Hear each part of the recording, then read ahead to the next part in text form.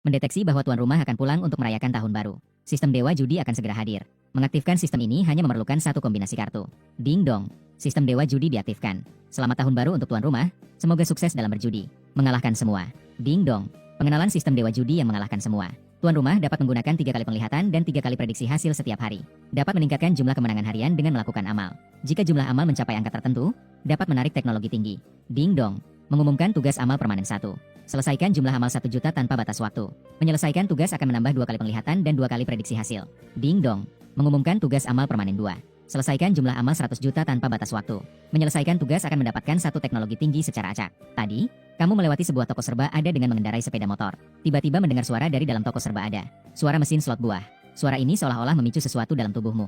Membuatmu seketika teringat saat kecil mencuri uang di rumah, pergi ke minimarket untuk main mesin slot. Ditemukan oleh ayah dan dikejar untuk dipukul. Kamu tiba-tiba berhenti dari motor dan masuk ke minimarket. Mengikuti suara dan melewati tirai. Melihat di dalam ruangan ada 20 mesin slot dan mesin ikan. Belasan pemuda sedang bermain. Kamu terkejut mengira hanya ada 1 atau 2 mesin slot. Tidak menyangka jumlahnya sebanyak ini. Semuanya memenuhi standar kasino. Di tengah lingkungan yang ketat terhadap perjudian saat ini. Pemiliknya berani sekali. Namun kamu tidak berniat untuk melaporkannya. Menggenggam koin di saku. Ini adalah kembalian dari membeli sarapan. Kamu segera duduk di depan mesin slot kartu yang tidak ada orangnya. Menyisipkan koin 1 yuan ke dalamnya. Dengan suara mesin slot yang mengeluarkan bunyi koin jatuh. Poin berubah dari 0 menjadi 10. Kamu merasa menemukan kembali kesenangan masa kecil. Tubuh dan pikiranmu pun tak bisa tidak merasa rileks. Kamu belum pernah bermain mesin slot kartu seperti ini. Kebetulan ada penjelasan aturan di mesin. Kamu melihatnya dengan seksama. Mesin slot kartu ini memiliki total 26 lampu. Termasuk 1 lampu raja besar dan 1 lampu raja kecil. Kartu A dan Ki masing-masing memiliki 2 lampu. Setiap lampu kartu juga dibedakan antara besar dan kecil. Jika kamu bertaruh pada A dan mendapatkan A besar, itu 20 kali lipat. Yang kecil adalah 4 kali lipat. Lampu raja besar juga bisa memberikan lampu tambahan. Sedangkan raja kecil bisa mengalahkan mesin. Jika dibandingkan dengan mesin slot buah yang mulai dari 1 poin, mesin slot kartu ini mulai dari 10 poin. Ini termasuk salah satu yang memiliki taruhan awal tertinggi di antara mesin judi. Kamu melihat 14 tombol yang sesuai di keyboard. Tombol untuk berbagai kartu. Kamu bertaruh pada 2 secara insting. Ding dong. Sistem jenius judi diaktifkan. Saat kamu berpikir kartu mana yang akan dipertaruhkan, suara pengingat mekanis terdengar di kepalamu. Mendengar itu, kamu tertegun sejenak. Suara pengingat mekanis terdengar lagi. Ding dong. Pengenalan sistem judi dewa yang menang semua. Pemilik dapat menggunakan 3 kali penglihatan dan 3 kali prediksi hasil setiap hari. Dapat meningkatkan jumlah kemenangan harian dengan melakukan amal. Jika jumlah amal mencapai angka tertentu, juga bisa mendapatkan teknologi tinggi. Kamu terkejut menemukan bahwa kamu mendapatkan kemampuan istimewa. Pengenalan sistem yang akrab membuatmu tersenyum. Sistem seperti apa yang belum pernah kamu lihat? Kombinasi baru seperti ini adalah yang pertama kali kamu lihat. Namun, apakah sistem ini berguna? Hanya bisa diketahui dengan mencobanya sendiri. Lagi pula, mesin slot memiliki algoritma. Akan secara otomatis menghindari lampu yang kamu pertaruhkan berdasarkan tingkat kesulitan. Menggunakan sekali prediksi hasil. Segera, kamu dalam hati mengucapkan sistem, tolong prediksi hasil. Ding. Jawaban prediksi hasil. Setelah mendengar suara pemberitahuan dari sistem, kamu tanpa ragu mempertaruhkan 10 poin pada kartu Kitua. Kemudian tekan mulai. Saat tombol mulai ditekan, musik latar mesin slot mulai terdengar. Lampu di layar berputar bolak-balik pada 26 target. Setelah 3 atau 4 putaran, akhirnya berhenti di Ki besar. Kamu menang. Poinmu langsung mencapai 2000. 20 yuan menjadi 20 kali lipat. Kamu menatap angka poin dengan tajam. Seluruh tubuhmu bergetar tanpa sadar. Terlalu bersemangat untuk diungkapkan. Dengan sistem menang semua ini, hidupmu yang terpuruk akhirnya bisa bangkit. Istri, anak, aku ingin membuat kalian salah satu menjadi istri kaya raya. Dan yang satu menjadi anak orang kaya. Tinggal di rumah mewah dan mengendarai mobil mahal. Memukul wajah orang-orang yang meremehkan kita. Hutan, hutan. Kemudian kamu segera berteriak ke arah tirai. Para pemuda di dalam ruangan segera menoleh ke arahmu. Bos segera membuka tirai dan masuk. Ternyata dia adalah seorang paman pendek berusia sekitar 50 tahun. Dia menatapmu dan bertanya, "Ada apa? Bantu aku untuk mengisi poin penuh." Kamu menunjuk ke mesin slot kartu di depanmu dan berkata, "Hanya ada 3 kali untuk meramal hasil dalam sehari. Tadi aku mencoba fungsinya sekali. Hanya menghasilkan 19 yuan. 2 kesempatan berikutnya tidak boleh disia-siakan. Setiap kali harus dimainkan sampai penuh. Harus mendapatkan keuntungan besar agar sesuai. Mainkan sampai penuh." Mendengar itu, bos tertegun sejenak. "Apakah Anda yakin bahwa untuk bermain sampai penuh membutuhkan 1000 yuan?" Dia sudah diam-diam bermain mesin slot ini cukup lama. Ini adalah pertama kalinya saya melihat seseorang bermain sampai penuh. Tadi baru saja bertaruh sekali dan langsung menang besar. Hari ini pasti sangat lancar. Jangan buang waktu, ayo tambahkan poin. Kamu mengeluarkan setumpuk uang merah. Menghitung 10 lembar dan memberikannya kepada bos. Sambil mengembalikan koin 20 yuan yang dimenangkan. Bos mengambil uangnya. Tatapannya seperti melihat orang bodoh selama beberapa saat. Dalam hati, dia tertawa kecil karena kamu adalah seorang korban penipuan. Namun, dia juga tanpa ragu menerima uang merah itu. Dia mengambil kunci khusus dan memasukkannya ke bagian atas mesin slot. Menekan tombol merah. Jumlah poin melesat hingga batas maksimum 10.000 poin. Sudah. Bos mencabut kunci dan berdiri di samping sambil melihat kamu bermain. Pemain lain di dalam ruangan semua berkumpul.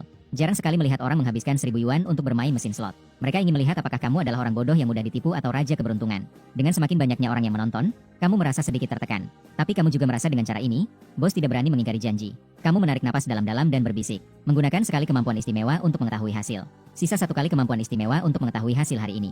Jawaban dari kemampuan istimewa, Ki besar. Masih Ki besar. Setelah melihat, kamu tanpa ragu memasang 10.000 poin. Semua dipasang pada kartu poker. Orang-orang yang menonton terkejut. Kamu dengan percaya diri menghidupkan mesin. Sambil lampu berputar di layar. Suasana hati orang-orang yang menonton juga ikut. Menjadi tegang mengikuti pergerakan lampu. Hasilnya, lampu berhenti di Ki besar. Kamu menang lagi. Poinmu langsung mencapai 2.000. Wajah bos menjadi suram. Wah, luar biasa. Sekali menang 20.000. Sangat menyenangkan. Orang-orang yang menonton tampak sangat iri. Menatapmu. Di samping, bos mengawasi kamu dan bertanya, apakah kamu masih mau bermain? Dia tentu berharap kamu terus bermain. Dia tidak percaya kamu bisa terus menang. Ayo bermain. Kamu masih punya satu kesempatan untuk mengetahui hasil. Tentu saja tidak akan dilewatkan. Dalam hati, bos merasa senang. Merasa kamu pasti akan mengembalikan kemenangan. Kalau begitu, kamu bertaruh dulu. Tidak bermain lagi, saya akan membayar. Kemudian kamu mengucapkan dalam hati, sisa satu kesempatan untuk mengetahui hasil hari ini. Jawaban untuk mengetahui hasil, Ki besar. Mendengar itu, kamu tanpa ragu menaruh seluruh 10.000 poin pada Ki besar.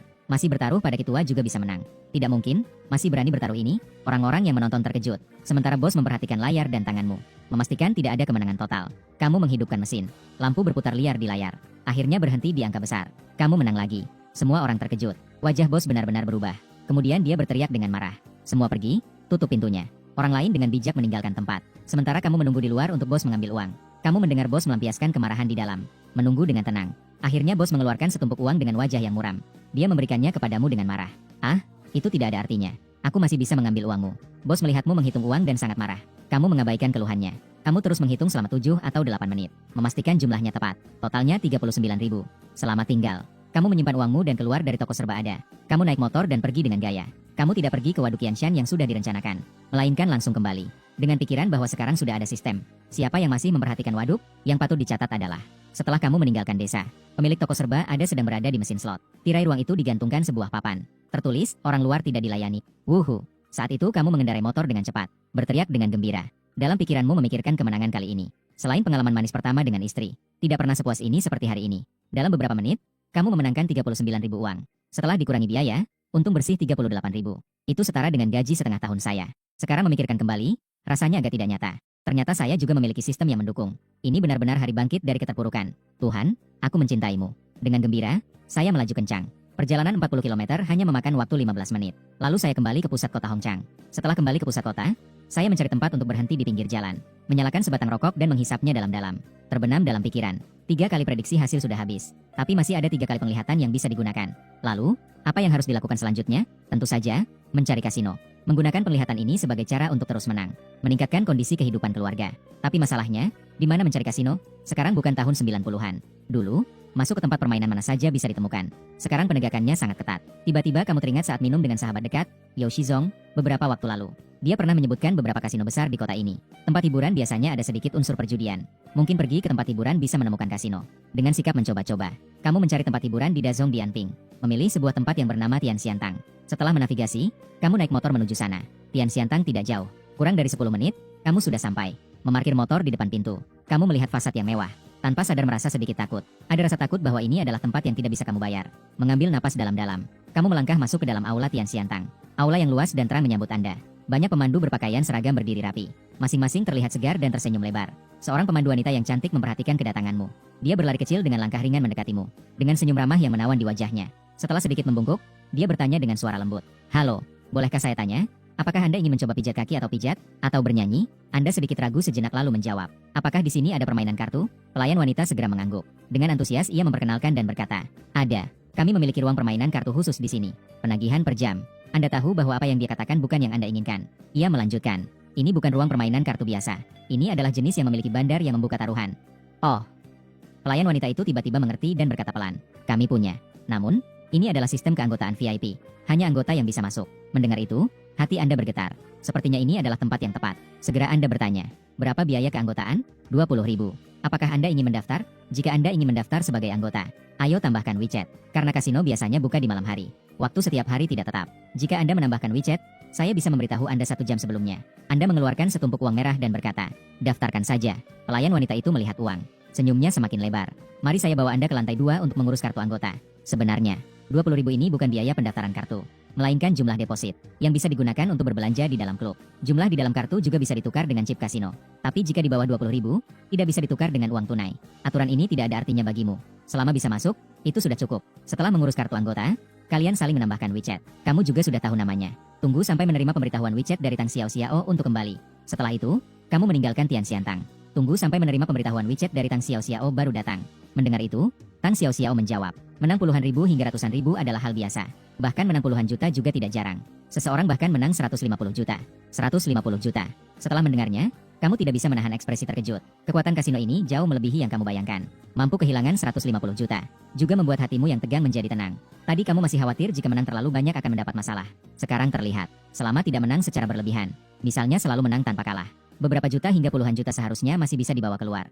Jadi kamu berkata, berikan saya 39.000 chip. 19.000 ini adalah uang tunai. Di kartu ada 20.000. Kamu mengeluarkan 19.000 uang tunai dan memberikannya kepada Tang Xiao Xiao. Dia menerima uang itu. Berjalan ke meja depan yang tidak jauh untuk menukarkan chip. Selama waktu ini, kamu berjalan tanpa tujuan di antara meja-meja permainan. Mengamati jenis permainan di meja-meja ini. Menyadari bahwa pada dasarnya semuanya adalah 21. Sangu, Niu Niu, dan Zha Jinhua. Texas Hold'em dan Stud Day. Kamu berhenti di meja Zha Jinhua. Melihat dan bertanya kepada dealer. Apakah di sini 235 bisa mengalahkan Tris? Dealer itu adalah seorang pemuda tampan. Dengan senyum profesional menjawab. 235 mengalahkan Tris. 235.007. 235 mengalahkan Tris. Tapi jika itu adalah kartu bunga, tidak bisa mengalahkan. Lalu jika kedua kartu sama persis, bagaimana cara menentukan siapa yang lebih besar atau lebih kecil? Siapa yang membuka kartu terlebih dahulu adalah yang terkecil. Dealer selesai menjelaskan. Kamu mengangguk, menyadari bahwa aturan Zha Jinhua ini hampir sama dengan yang kamu mainkan saat kecil. Saat itu, Tang Xiao Xiao kembali dengan keripik. 2 chip bernilai 2.000. Totalnya 39.000 yuan. Melihat itu, kamu mengambil chip dengan terkejut dan berkata, mulai dari 1.000. Tang Xiao Xiao mengangguk menandakan tidak salah. Taruhan minimum adalah 1.000. Kamu berpikir dalam hati, jika keberuntungan buruk, dalam setengah jam bisa kehilangan rumah. Namun, ambang batas yang tinggi adalah hal baik bagimu. Dengan cara ini, memenangkan ratusan ribu hingga jutaan tidak akan terlalu mencolok. Bermain sebesar ini, menang atau kalah jutaan adalah hal yang normal. Kamu mengangguk puas, duduk di depan meja permainan.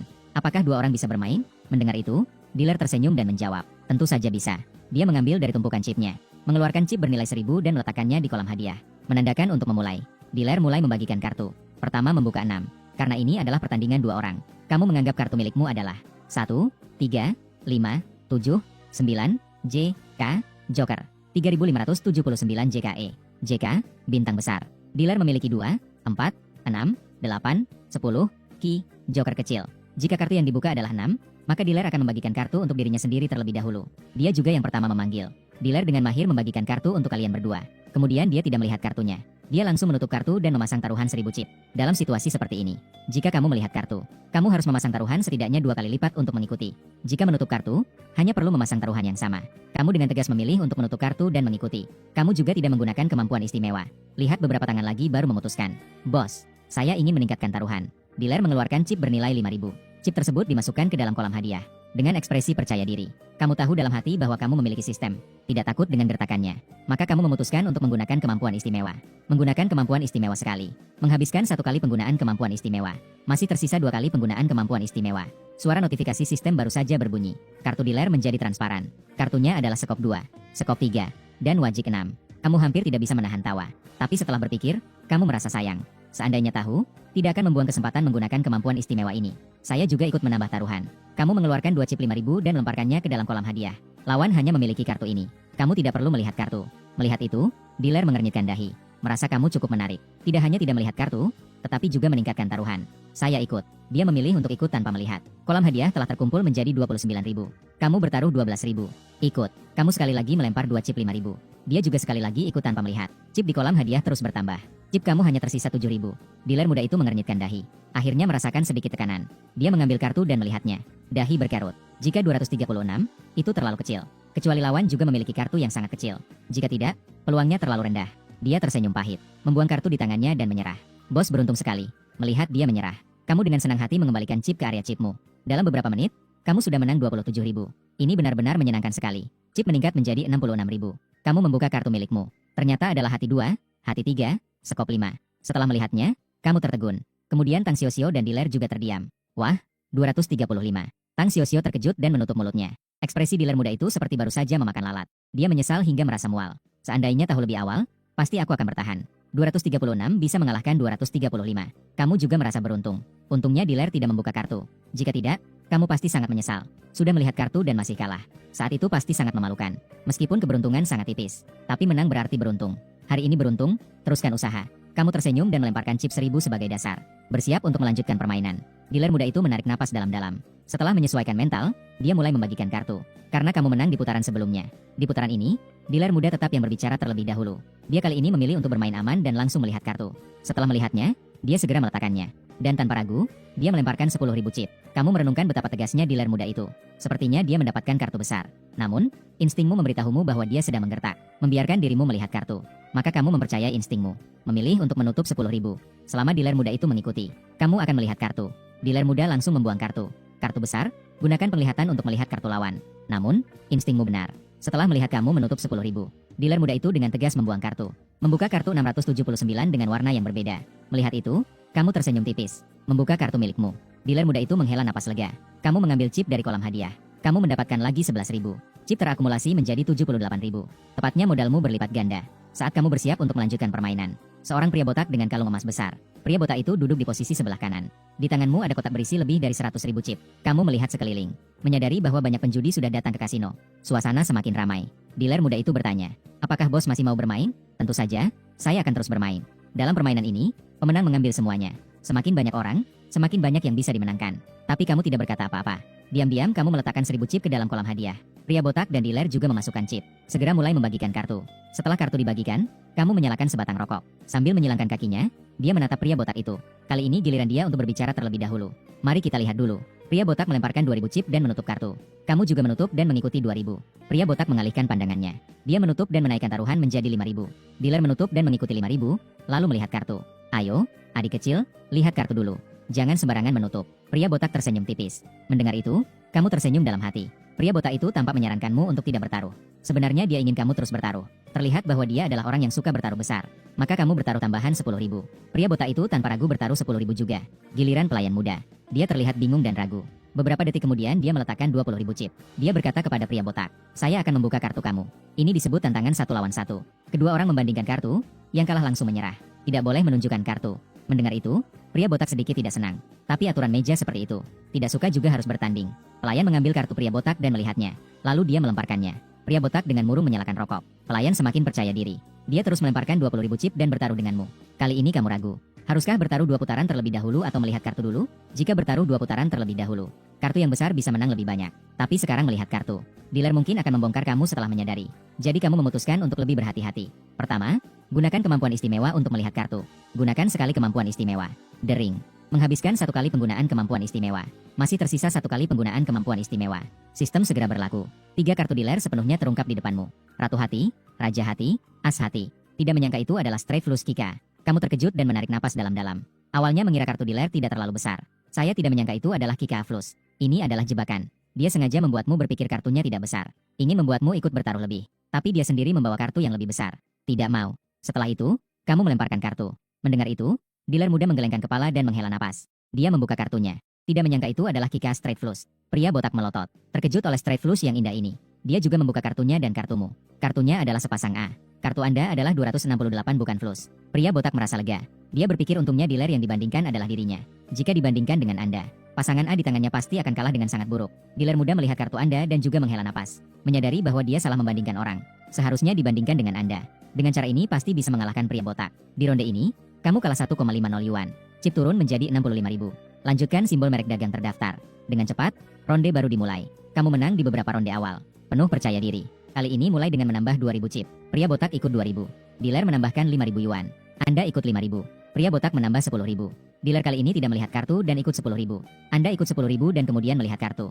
Kali ini keberuntungannya baik. Kartu yang keluar adalah 578 kecil. Anda percaya tangan ini bisa menang. Jadi tidak menggunakan kemampuan istimewa. Pria botak ikut 10.000. Dealer ikut 10.000 dan memilih untuk melihat kartu. Anda jelas ikut 20.000.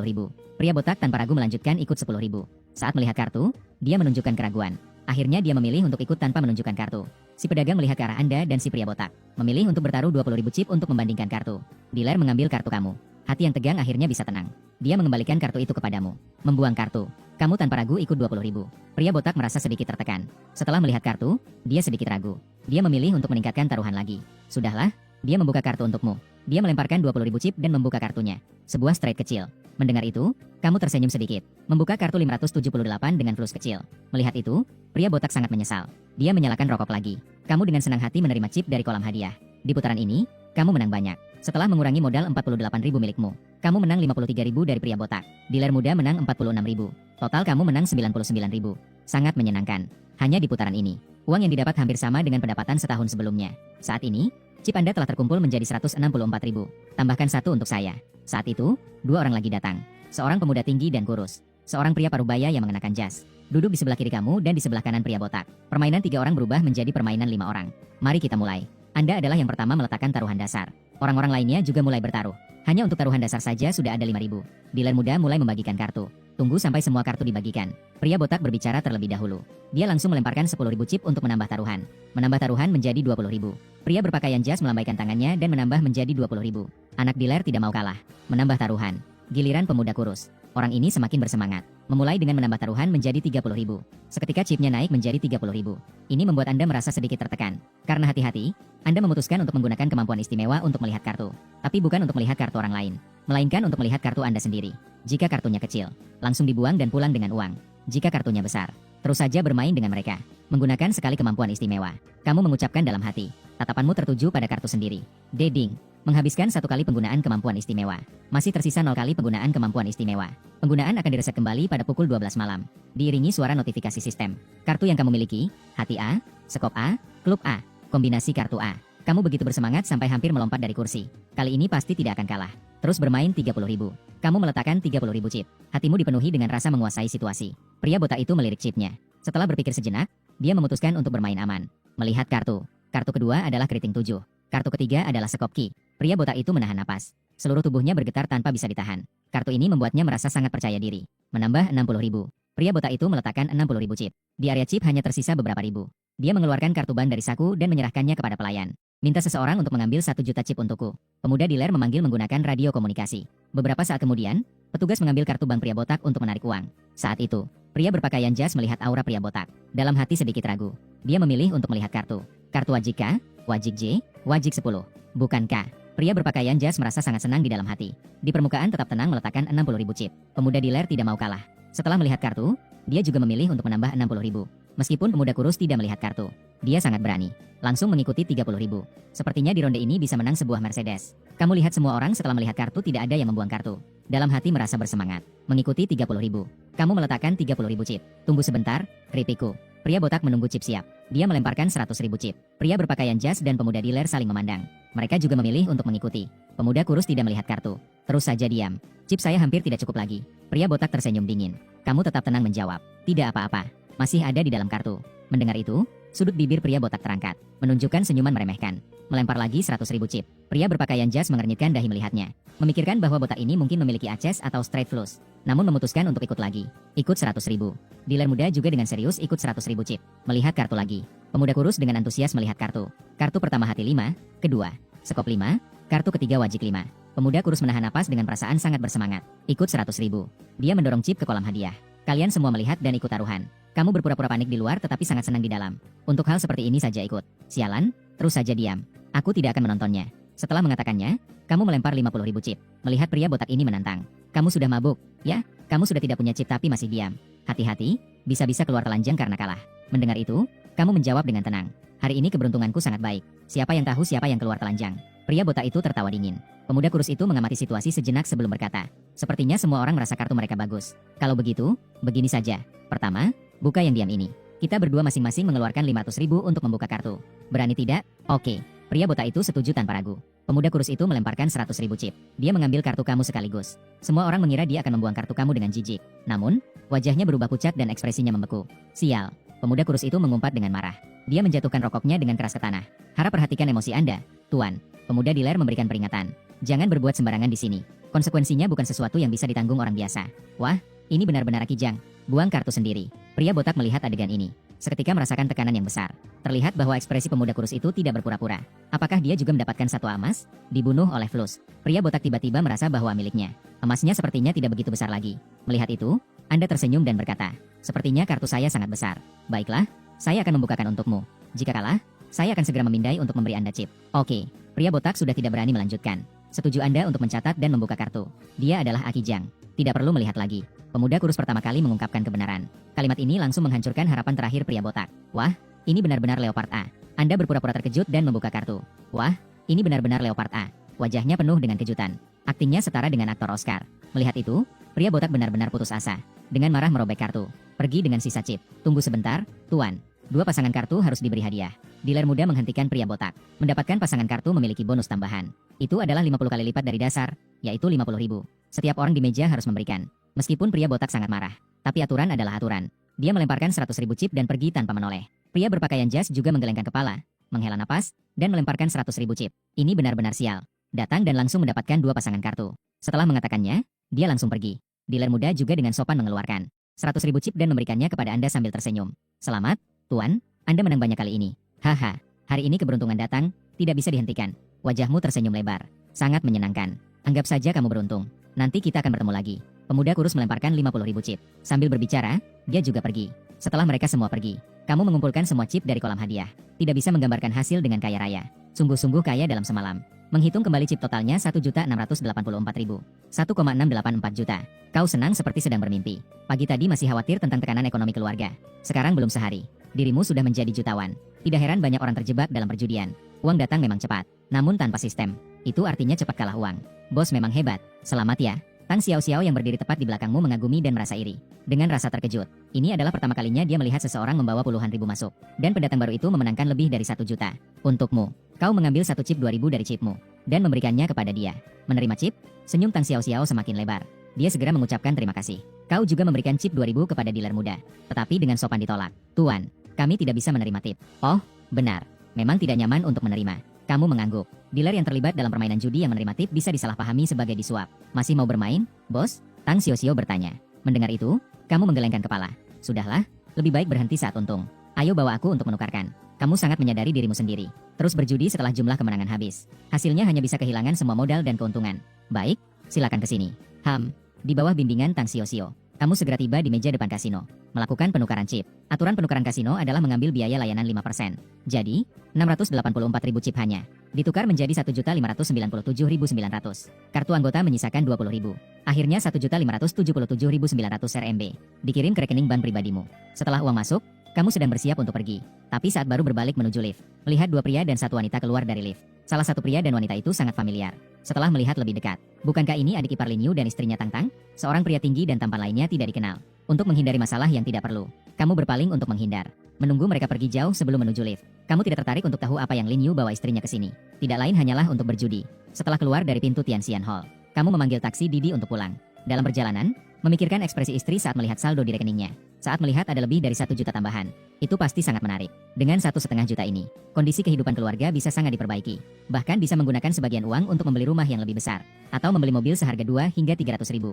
Sesuai dengan sifat istri yang mengutamakan keluarga, dia kemungkinan besar akan memilih untuk membeli rumah. Karena apartemen yang sekarang pasti tidak cukup, terlihat cukup sempit, dan juga tidak memiliki balkon. Rumah di lokasi yang baik juga dilengkapi dengan sumber daya pendidikan yang lengkap, agar Yoyo bisa masuk ke taman kanak-kanak yang lebih baik. Saat kamu terbenam dalam imajinasi yang indah, tiba-tiba suara dering ponsel berbunyi. Awalnya, kamu mengira itu istri yang menelepon untuk menyuruhmu pulang. Namun, saat kamu mengangkat ponsel dan melihat, itu adalah panggilan dari kepala desa di kampung halaman. Halo, sekretaris. Saat kamu menjawab telepon, hatimu sedikit bingung. Panggilan terakhir dari kepala desa adalah 6 tahun yang lalu, yang memberitahumu tentang berita kematian orang tuamu. Luo, cepatlah kembali sejenak. Pamanmu ingin bunuh diri. Suara kepala desa yang cemas terdengar. Apa? Setelah mendengar itu, kamu terkejut dan hatimu berdebar. Pamanku, Zhang Chunshan, pernah ikut dalam perang melawan Vietnam di masa muda. Terluka di medan perang sehingga tidak bisa memiliki keturunan. Sepanjang hidupnya kesepian dan menderita. Meskipun semua orang di desa menghormatinya. Namun karena tidak bisa memiliki keturunan, hidupnya selalu sepi dan menyedihkan. Pamanmu tidak pernah menikah dan tidak memiliki anak. Namun dia sangat menyukai anak-anak. Sejak kecil, dia menganggapmu seperti anaknya sendiri. Adalah orang terpenting dalam hidupmu selain orang tua dan istri serta anak perempuanmu. Selain itu, adalah kerabat terpenting. Juga satu-satunya kerabat darah yang tersisa selain putri Zhang Yoyo. Mendengar bahwa paman ingin bunuh diri, hatimu sangat gelisah. Segera bertanya alasannya. Dari mulut kepala desa, kamu mengetahui. Beberapa waktu yang lalu, desa Zhangli menerima sumbangan sosial sebesar 150.000 yuan, digunakan untuk memasang lampu jalan. Sebagai sekretaris desa, paman bertanggung jawab atas keuangan desa. Dia bertanggung jawab untuk pengadaan lampu jalan. Namun, dia ditipu oleh seorang preman dari desa sebelah untuk bermain judi. Tidak hanya kehilangan sumbangan 150.000 yuan, bahkan seluruh tabungannya sebesar 200.000 yuan juga hilang. Setelah kembali ke rumah, Paman menyadari bahwa dia telah mengecewakan orang-orang di desa dan mengecewakan masyarakat. Maka dia melompat ke sungai untuk bunuh diri. Namun, dia ditemukan oleh seseorang yang sedang memancing di tepi sungai dan diselamatkan. Tapi dia tetap ingin mati. Sekarang dia terikat oleh orang-orang di desa dan tidak tahu harus berbuat apa. Hanya bisa meminta kepala desa untuk menghubungi satu-satunya kerabat yang masih hidup, yaitu kamu. Saya berharap kamu kembali untuk membujuk. Saya akan segera kembali sekarang. Harus memastikan paman saya aman. Kamu tanpa ragu memutuskan untuk kembali ke desa malam ini. Baik, cepatlah. Pamanmu sekarang seperti babi yang sudah di atas papan pemotongan. Berjuang dengan gila-gilaan. Kepala desa mendesak. Baik, saya segera. Kamu memutuskan telepon dan berkata kepada sopir. Sopir, pergi ke desa Zhangli, kota Lepu, kecamatan Shigang. Kamu bukan penduduk asli kota Hongchang. Tapi itu di kota Lepu, kota Jingde. Hanya saja kuliah membawaku ke sini. Pekerjaan juga tertinggal di sini. Apartemen yang sekarang saya tinggali adalah milik orang tua. Dengan tabungan mereka untuk membelikanmu di sini. Agar kamu memiliki tempat berpijak setelah lulus. Sopir berhenti dan mencari alamat. Melihat jaraknya 170 km. Tak bisa tidak mengeluh tentang jauhnya perjalanan. Ini agak mahal ya. Hitung saja sesuai yang seharusnya. Sopir, tolong cepat ya. Setelah itu, kamu mengirim pesan kepada istri. Kepala desa baru saja menelepon. Paman ingin bunuh diri. Saya sekarang bergegas ke sana. Jangan tunggu saya malam ini. Tidurlah lebih dulu dengan putri. Ah. Dia membalas dengan cepat seperti biasa. Segera mengajukan pertanyaan. Apa yang sedang terjadi? Sekarang orangnya baik-baik saja, kan? Kamu menjawab. Orang itu sudah dikendalikan oleh orang-orang desa. Tapi dia tetap ingin bunuh diri. Aku harus kembali dan membujuknya. Baiklah. Kamu tenang saja untuk kembali. Yoyo ada bersamaku. Kamu keluar dari jendela obrolan dengan istrimu. Hubungi Kapten Polisi Lalu Lintas, Caoran. Hati yang tinggi. Tolong sampaikan kepada pihak Dinas Sumber Daya Air. Aku tidak mau melakukannya lagi. Caoran baru membalas setelah beberapa menit. Sudah menemukan pengganti, ya? Kamu membalas dengan emotikon anggukan. Baik. Gaji yang tersisa akan ditransfer ke rekeningmu dalam 2 hari. Terima kasih. Kamu sudah memberitahu tentang pengunduran dirimu. Menutup ponsel, bersandar di kursi mobil, dan memejamkan mata untuk beristirahat. Mengingat semua yang terjadi hari ini. Masih merasa agak tidak nyata. Ternyata aku menjadi jutawan seperti ini. Tekanan ekonomi lenyap dalam semalam. Kamu membuka aplikasi bank. Mengonfirmasi bahwa saldo di kartu bank benar-benar ada 1,57 juta. Baru merasa semuanya sangat nyata. Di dalam hati muncul gelombang kebahagiaan. 2 jam kemudian, mobil tiba di kota Lepu, desa Shigang. Desa Zhangli meskipun berada di bawah yurisdiksi kota Shigang, tetapi sangat terpencil. Melalui kota dan masuk ke jalan kecil. Setelah itu, berkendara 10 km sampai ke kaki gunung. Maka sampai di desa Zhangli. Sejak memasuki jalan kecil. Pada malam hari pukul 11 jalan sangat gelap. Jalannya juga sempit. Baik berkendara maupun pejalan kaki sangat berbahaya. Dalam hati, kamu merasa bahwa memasang lampu jalan memang sangat diperlukan. Anak-anak di sini pulang sekolah begitu larut. Kata-kata sopir menarik perhatianmu. Kamu melihat sekelompok anak-anak melalui jendela mobil yang memegang senter kecil saat berjalan. Sudah bertahun-tahun berlalu. Jalan desa ini masih belum banyak berubah. Kamu merasa sedikit menyesal. Kecuali jalan yang sedikit lebih baik. Hampir tidak ada perubahan. Masih sangat tertinggal dan miskin. Mungkin sudah saatnya untuk melakukan beberapa perubahan di kampung halaman. Saat itulah, suara pemberitahuan sistem tiba-tiba berbunyi. Selamat, pemilik telah memahami makna keberadaan sistem ini. Jumlah pemindaian harian pemilik telah meningkat dari kali menjadi sesi. 1 ronde judi dapat menggunakan penglihatan berkali-kali. Setelah melihatnya, kamu sangat senang. 3 kali penglihatan setiap hari berubah menjadi 3 ronde setiap hari. Ini benar-benar peningkatan yang signifikan. Kedepannya, saat bermain jenis permainan kartu 3 kartu, kamu bisa melihat semua. Kartu lawan bisa dilihat sekali. Tidak ada yang bisa menyembunyikan kartu darimu lagi. Sopir, tolong berkendara lebih pelan. Tunjukkan jalan kepada mereka. Kamu berkata kepada sopir. Lagi pula, paman sudah dikendalikan oleh orang-orang desa. Tidak perlu terburu-buru. Baik, sopir mendengar dan memperlambat kecepatan. Lampu mobil menerangi jalan pulang siswa desa. Namun, tindakan memperlambat kendaraan membuat siswa-siswa ketakutan. Mereka mengira itu adalah penculik dan berlari cepat menuju desa. Melihat situasi itu, kamu merasa tidak tahu harus tertawa atau menangis. Hanya bisa menyerah. Meminta sopir untuk kembali ke kecepatan normal. Setelah berkendara 7 atau 8 km. Ketika masih tersisa 2 atau 3 km. Seekor babi hutan besar tiba-tiba melintas dari pinggir jalan. Sopir segera menginjak rem. Pada saat itu, sebuah anak panah tiba-tiba meluncur dari arah yang tidak diketahui. Anak panah tepat menembus dahi babi hutan yang baru muncul. Babi hutan seberat 3-400 jin tiba-tiba jatuh dan tidak bangkit lagi. Astaga, simbol merek dagang terdaftar. Sopir terkejut sampai tidak bisa berkata-kata. Belum sempat menyadari apa yang terjadi. Kamu menjulurkan kepala keluar jendela untuk melihat. Sedang berniat untuk turun dan memeriksa. Seorang pemuda dengan postur tegak dan kulit gelap membawa busur panjang. Muncul dari kegelapan di tepi jalan. Di bawah tatapan terkejutmu dan sopir. Pemuda itu dengan gesit dan mudah mengangkat babi hutan seberat ratusan jin di atas bahunya. Berbalik dan berjalan di tepi jalan menuju desa di depan. Kekuatan ini benar-benar luar biasa. Babi hutan sebesar ini bisa diangkat begitu saja. Sopir dengan wajah tidak percaya. Secara naluriah ingin mengeluarkan ponsel untuk merekam momen ini. Ayo cepat pergi. Kamu mendesak. Meskipun kamu juga terpesona oleh kekuatan pemuda ini. Tapi kamu tidak ingin membuang waktu karena kejadian kecil ini. Paman masih menunggu kamu untuk membujuknya. Mendengar itu, sopir meletakkan ponselnya. Dia melanjutkan mengemudikan mobil. Saat melewati pemuda itu, kamu menoleh dan melihatnya sekejap. Meskipun langit terlalu gelap. Namun, mata pemuda itu yang berkilau. Seperti bintang yang jernih dan tegas. 5 menit kemudian, mobil akhirnya tiba di desa Zhangli. Desa Zhangli terletak di belakang pegunungan. Di depan ada sungai besar selebar 100 meter. Terdapat lebih dari 200 rumah. Sejarah pendirian desa ini kembali ke akhir dinasti Qing. Dulu pernah ada sebelum kereta api. Di era di mana barang diangkut terutama dengan kapal. Tempat ini pernah mengalami masa kejayaan. Pada puncaknya, populasi mencapai 3 hingga 4.000 orang. Namun kini, desa hanya tersisa orang tua dan anak-anak. Para pemuda enggan untuk kembali. Jalan di desa sulit dilalui. Mobil tiba di pintu desa dan kamu pun turun.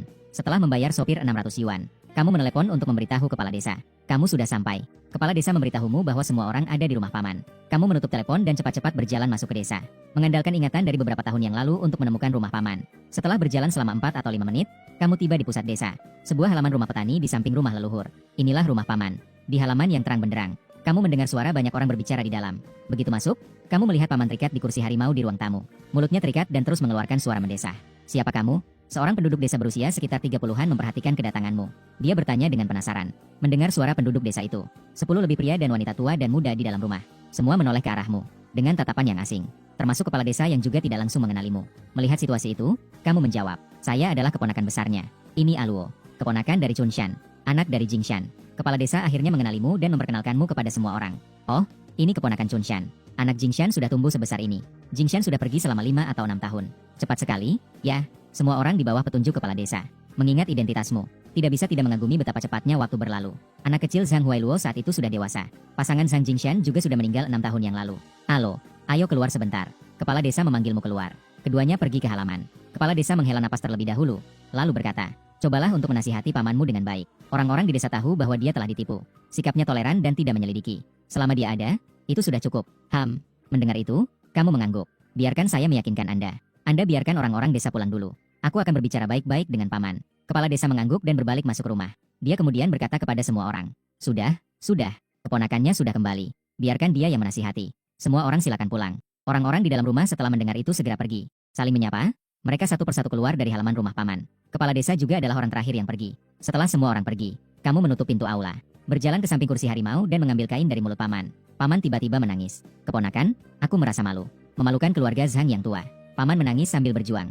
Hanya ingin menebus kesalahan dengan kematian. Kamu mencari sebuah kursi dan duduk di samping paman. Menatapnya dengan tenang. Paman berteriak sambil menangis sejenak. Merasa ada yang tidak beres, tidak bisa tidak bertanya. Kenapa kamu tidak bicara? Paman, kamu telah berubah. Berubah. Paman merasa bingung mendengar itu. Dulu ketika aku di SMP, aku dibully. Bersembunyi di rumah dan menangis. Setelah kamu tahu, kamu datang dengan palu dan memukulku dengan keras. Paman mengernyitkan dahi memikirkan apakah itu benar. Kamu melanjutkan berbicara. Kamu waktu itu memberitahuku. Seorang pria yang dibully hanya tahu menangis. Itu adalah seorang pengecut dan sampah. Bahkan lebih ingat apa yang kamu katakan. Bagaimana kamu dipukul, begitu juga kamu harus memukul kembali. Kamu berhenti sejenak dan kemudian berkata, sekarang aku akan memberitahumu hal yang sama. Uang yang hilang bisa dimenangkan kembali dengan cara yang sama. Paman terdiam.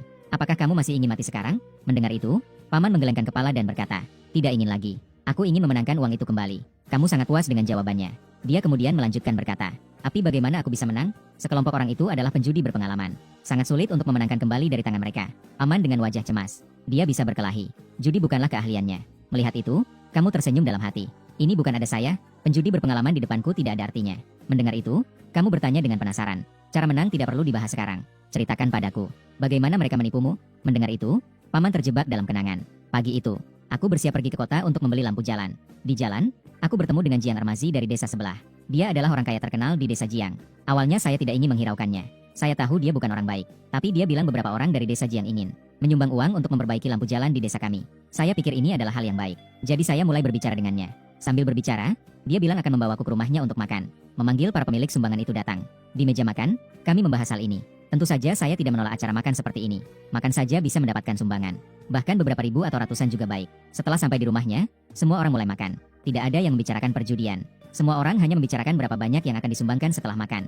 Kewaspadaan saya perlahan menurun. Tanpa sadar, saya minum terlalu banyak. Setelah makan, mereka mengusulkan untuk bermain kartu sebagai hiburan. Mereka menarik saya ke meja judi. Keponakan besar, kamu tahu saya tidak berjudi. Tapi memikirkan bahwa mereka akan menyumbang. Saya tidak ingin mengecewakan mereka. Jika tidak, sumbangan akan batal. Jadi saya pun ikut ke meja judi. Kami bermain jenis permainan kartu 3 kartu.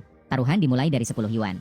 Awalnya saya menang cukup banyak. Kemudian, paman berhenti. Sepertinya tidak ingin melanjutkan pembicaraan. Kamu melanjutkan pembicaraan. Kemudian kamu mulai lebih banyak kalah daripada menang. Di atas, ditambah lagi sudah minum terlalu banyak. Permainannya semakin besar. Akhirnya sumbangan sosial habis. Bahkan 200.000 miliknya juga habis. Paman menghela napas. Mengingat kembali pengalaman ini membuatnya merasa sakit hati. Ini adalah contoh klasik jebakan maut penipuan judi. Kamu mengeluarkan rokok, menyalakannya, dan setelah berpikir sejenak berkata, "Saya mengerti. Biarkan saya yang menangani masalah ini. Saya akan membantumu memenangkan kembali uangmu." Dan juga membuat mereka membayar dengan harga yang mahal. Awalnya kamu hanya ingin memenangkan kembali modal yang hilang oleh paman. Namun setelah mendengar ceritanya, kamu merasa hanya memenangkan kembali modal tidaklah cukup. Mereka harus membayar dengan harga yang sangat mahal. Sekelompok orang ini tidak hanya menipu tabungan pribadi paman, tetapi juga mengincar sumbangan sosial. "Paman, kamu beritahu orang-orang di desa Jiang. Keponakanku sudah kembali. Dia membawa 200.000 untuk membalas dendam kepada mereka. Mengajak mereka untuk berjudi besok." Mendengar itu, paman menjadi ragu. "Seberapa yakin kamu? Jangan sampai kalah. Jika aku kalah, itu sudah cukup. Jika kamu juga kalah, aku akan merasa lebih bersalah." Mendengar itu, kamu tersenyum percaya diri dan berkata, "Tenang saja, paman. Lakukan saja seperti yang saya katakan. Besok lihat saja penampilanku." Melihat kamu yang terlihat percaya diri, Zhang Chunshan tidak lagi ragu. Saat mengambil ponsel untuk menelepon, dia baru menyadari bahwa dirinya masih terikat. "Bisakah kamu membebaskanku terlebih dahulu?" Kamu segera melepaskan tali ikatnya. Saat itu, di lantai 2 sebuah villa di desa Jiang, Jiang Remazi sedang memeluk istri mudanya dan tidur. Air liur mengalir di bantal. Tidak tahu sedang bermimpi indah tentang apa. Ting, ting, ting. Bunyi dering telepon yang mendesak terdengar. Jiang Remazi dengan tidak senang mengambil ponsel. Dia menemukan bahwa itu adalah panggilan dari Zhang Chunshan. Seketika dia menjadi lebih waspada. Siapa itu? Istrinya di samping menutup mata dan mengeluh tentang suara telepon. Melihat ini, Jiang Remazi mengernyitkan dahi, ragu apakah akan menjawab. Dengar-dengar Zhang Chunshan sedang mengancam untuk bunuh diri. Telepon ini kemungkinan besar tentang uang. Tapi dia juga berpikir jika tidak menjawab, dia akan membuat keributan. Lebih baik membicarakan semuanya di telepon agar tidak merepotkan. Dia berjalan ke balkon untuk menjawab telepon. Tanpa basa-basi, dia langsung berkata, "Saya bilang, saudara Chunshan. Kamu pasti tahu prinsip, resiko ditanggung sendiri dalam berjudi, kan? Bunuh diri juga tidak ada gunanya. Bahkan jika kamu bunuh diri, saya tidak akan memberikan uang itu padamu. Saya bahkan tidak takut jika polisi datang. Saya bukan datang untuk meminta uang." Suara Zhang Chunshan terdengar tenang. Mendengar itu, Jiang Remazi terkejut. "Jika tidak mau uang, untuk apa kamu menelepon? Keponakan saya sudah kembali. Dia membawa 200.000 tunai untuk membalas dendam padamu. Berani tidak untuk bertaruh lagi besok?" Zhang Chunshan menantang. Setelah mendengar, Jiang Remazi menggaruk kepalanya. Ternyata ada hal baik seperti ini. Tentu berani, kenapa tidak? Besok siang setelah makan, masih di rumah saya. "Baik." Zhang Chunshan menutup telepon. Jiang Remazi dengan antusias membuka WeChat. Masuk ke dalam sebuah grup kecil. Ada 5 orang dalam kelompok itu kecuali dia. Dia menyebut semua orang. "Saudara-saudara." Zhang Chunshan sudah terlibat. Panggil keponakannya untuk membalas dendam. Membawa 200.000. Besok mereka harus kembali telanjang ke desa Zhangli. Dia setuju. Paman meletakkan ponsel dan menatapmu sambil berkata, "Bagus. Kamu akhirnya bisa bernapas lega. Aku khawatir Jiang Remazi tidak akan datang. Itu benar-benar tidak ada cara untuk menghadapinya." Kamu melihat sekeliling. Menyadari bahwa rumah tua keluargamu sudah 6 tahun tidak dihuni. Pasti kotor dan tidak bisa dihuni. Lalu bertanya, "Sepertinya rumahku tidak bisa dihuni lagi. Apakah di sini ada kamar untuk tinggal?" Mendengar itu, paman mengangguk. "Ada 1 kamar. Malam ini kamu tidur bersama Yezi." "Yezi." Kamu mengangkat alis dan bertanya, "Siapa Yezi?" "Anjing yang kamu pelihara." "Apa? Anjing yang aku pelihara?" Paman menggulung matanya. "Itu adalah cucu teman lamaku dari Guangxi. Ketika orang tuamu meninggal dunia dulu. Dia kebetulan meninggal dunia. Sebelum meninggal, dia menghubungi saya. Dia berharap saya membantunya merawat cucunya yang berusia 12 tahun. Saya tidak memiliki anak. Jadi saya mengakui dia sebagai anak angkat saya. Dia juga bernama Zhang. Namanya Zhang Ye." Setelah mendengar itu, kamu bertanya dengan terkejut. "Lalu bagaimana saya tidak pernah melihatnya saat saya kembali untuk ziarah kubur?" Paman hanya bisa tersenyum pahit. "Anak ini sangat liar. Sesuai dengan namanya. Sepanjang hari dia menghabiskan waktu berburu di gunung. Dia juga tidak suka berbicara. Saat kamu datang, dia sebagian besar berada di gunung. Dalam pikiranmu tiba-tiba terbayang pertemuan dengan pemuda yang membunuh babi hutan. Pemuda yang mengangkat babi hutan seberat beberapa ratus kilogram. Apakah itu dia? Apakah dia tidak memiliki kerabat lain?" Kamu penasaran dan bertanya tentang latar belakang keluarga Zhang Ye. Paman menghela napas. "Setelah perang selesai pada tahun itu, rekan perang saya juga terluka. Bahkan lebih parah dari saya.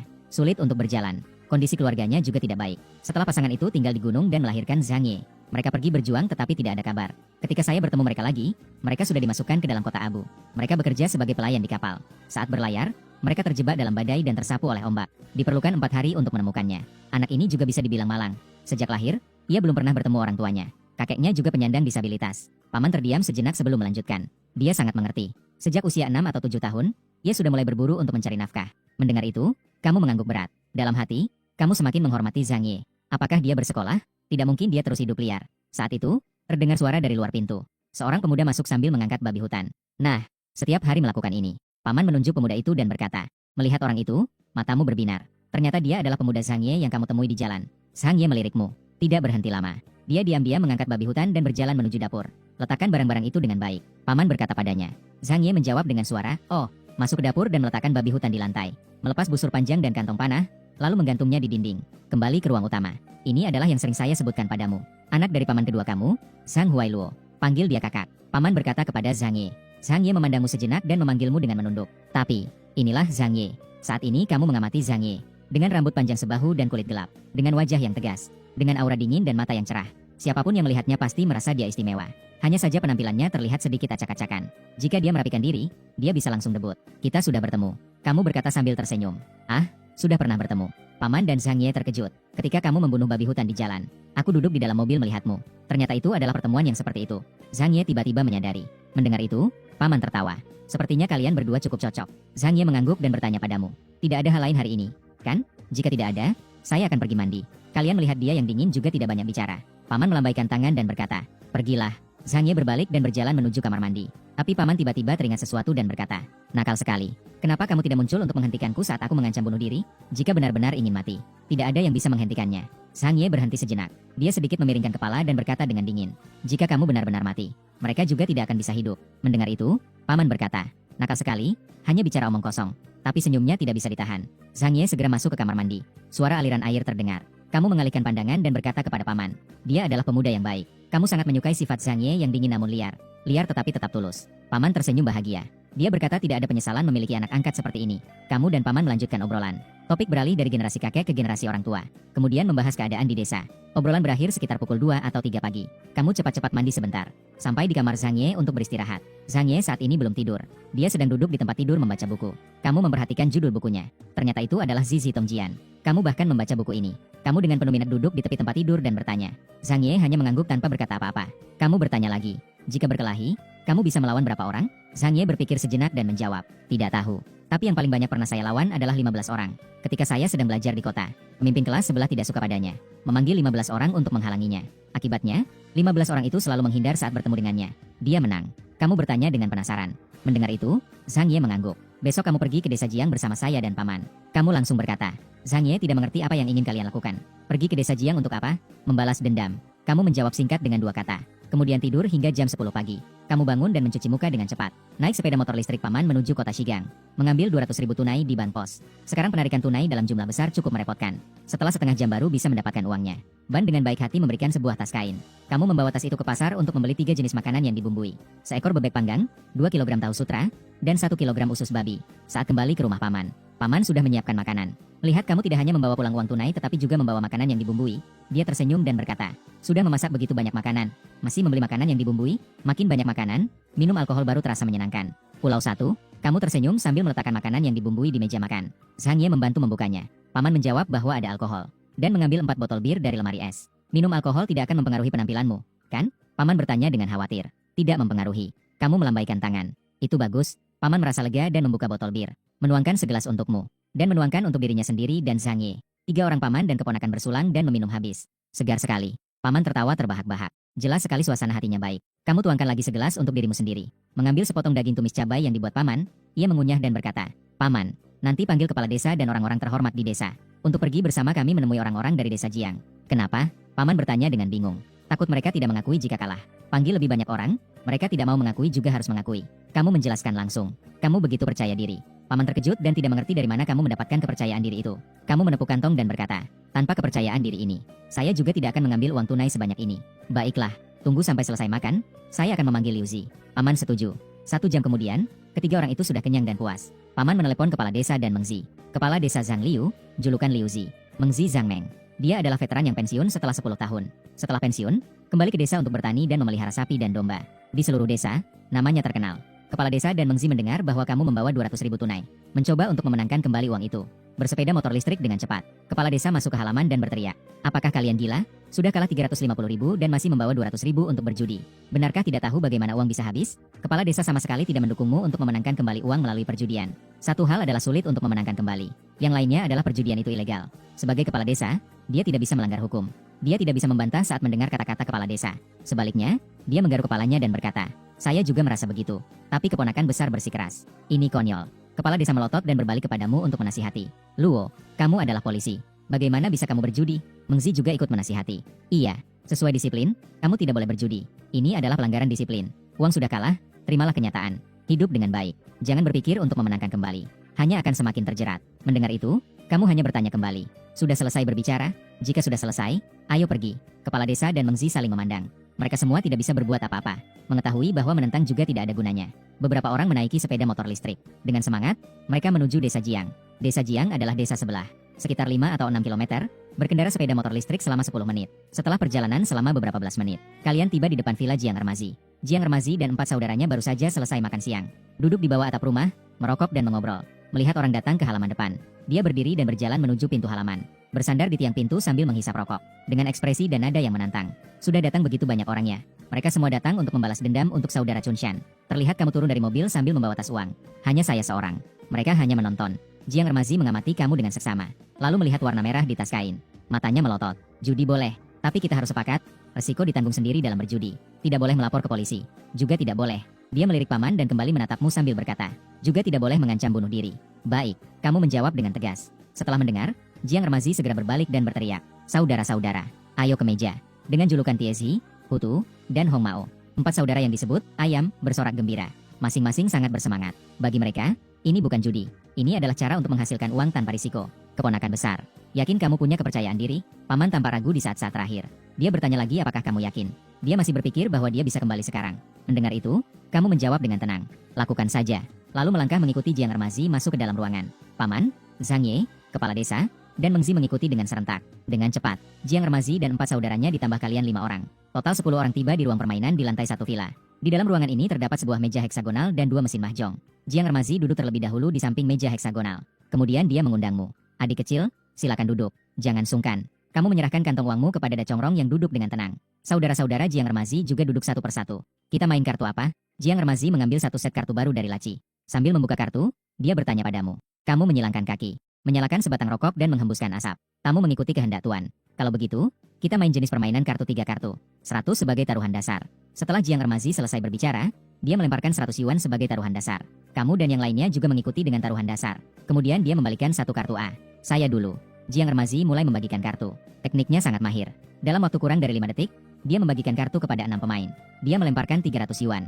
Taruhan 300. Hong Mao dan Hutu tidak melihat kartu dan langsung ikut taruhan.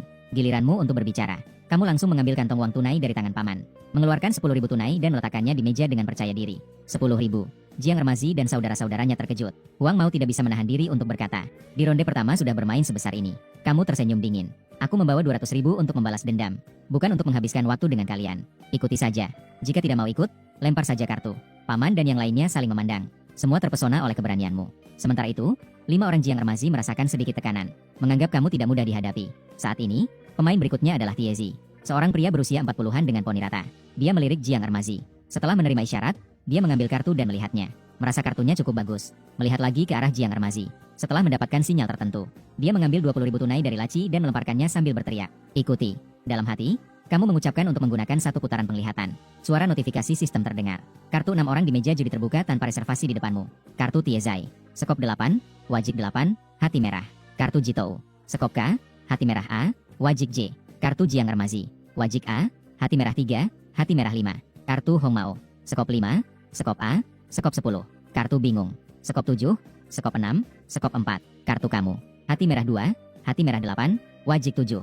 Setelah melihat, kamu menghela napas dalam hati. Hari ini keluar untuk berjudi tidak menguntungkan. Juga mendapatkan 287. Tapi mengingat malam tadi di Tian Xiantang, putaran pertama masih 235. Bukankah itu juga menang? Kali ini, dengan 287, mungkin kita bisa menang.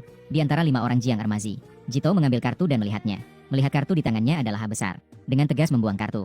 Jiang Ermazi membuang kartu setelah melihatnya. Hong Mao dan Hutu segera membuang kartu setelah melihatnya. Di ronde ini hanya tersisa kamu dan Tiezi yang berhadapan. Ketika giliranmu berbicara, tanpa ragu kamu melempar 20.000. 20.000 tertutup. Tiezi yang melihat kartu, jika ikut, perlu 40.000. Seketika 40.000 memang banyak baginya. Dia ragu apakah harus membuka kartu atau membandingkan kartu. Saat itu, Jiang Ermazi berbicara. Takut apa? Dia juga takut jika kartu tertutup. Dengan dukungannya, keberanian Tiezi langsung meningkat. Mengeluarkan 4 tumpuk uang tunai 10.000 dan meletakkannya di meja sambil berteriak. Ikut, tidak ikut. Kalau begitu, saya akan menutup 20.000 lagi. Kamu melempar 2 tumpuk uang tunai 10.000 lagi. Tidak ikut. Tiezi tanpa ragu ikut. Kali ini kamu tidak melanjutkan menutup, melainkan memilih untuk melihat kartu. Mengambil kartu 287 di tanganmu. Sudut bibirmu sedikit terangkat. Langsung mendorong sisa 115.000 ke tengah meja. Beruntung. Alin 115.000. Tidak ikut. 115.000 Alin.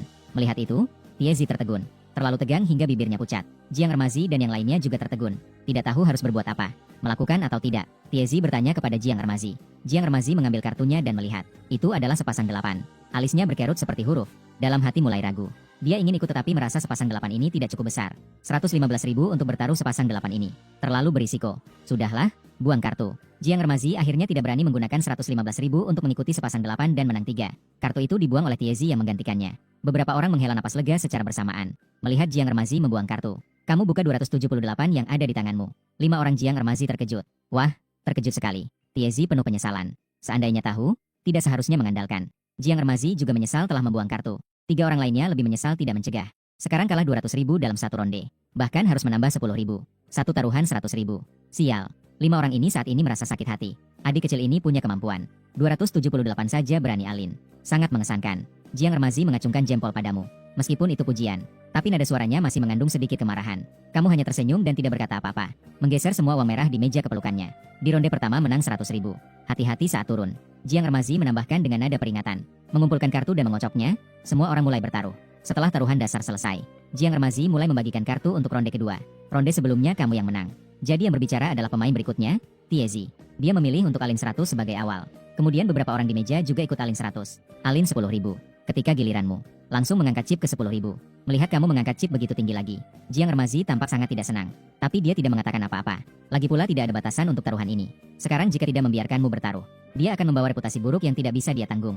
Tiezi memilih untuk melihat kartu. Setelah melihat kartu, dia tidak membuangnya. Masih sama seperti pagi tadi. Pandangannya tertuju pada Jiang Remazi. Jiang Remazi juga merasa bingung di dalam hati. Setelah berpikir sejenak, dia membalas dengan tatapan. Tiezi kemudian mengeluarkan 2 ikat uang tunai dan meletakkannya di atas meja. Tambah 20.000. Melihat Tiezi ikut lagi, kamu segera mengucapkan dalam hati. Gunakan satu putaran penglihatan. Suara pemberitahuan sistem terdengar. Kartu di meja judi kembali terlihat di depanmu. Kartu Tiezi. Skop 9, wajik 9, hati A. Kartu Jitou, wajik A, hati K, wajik. Kartu Jiang Remazi. Wajik 4, skop 4, skop 5. Kartu Hongmao. Skop 7, skop 8, skop 10. Kartu Hutu.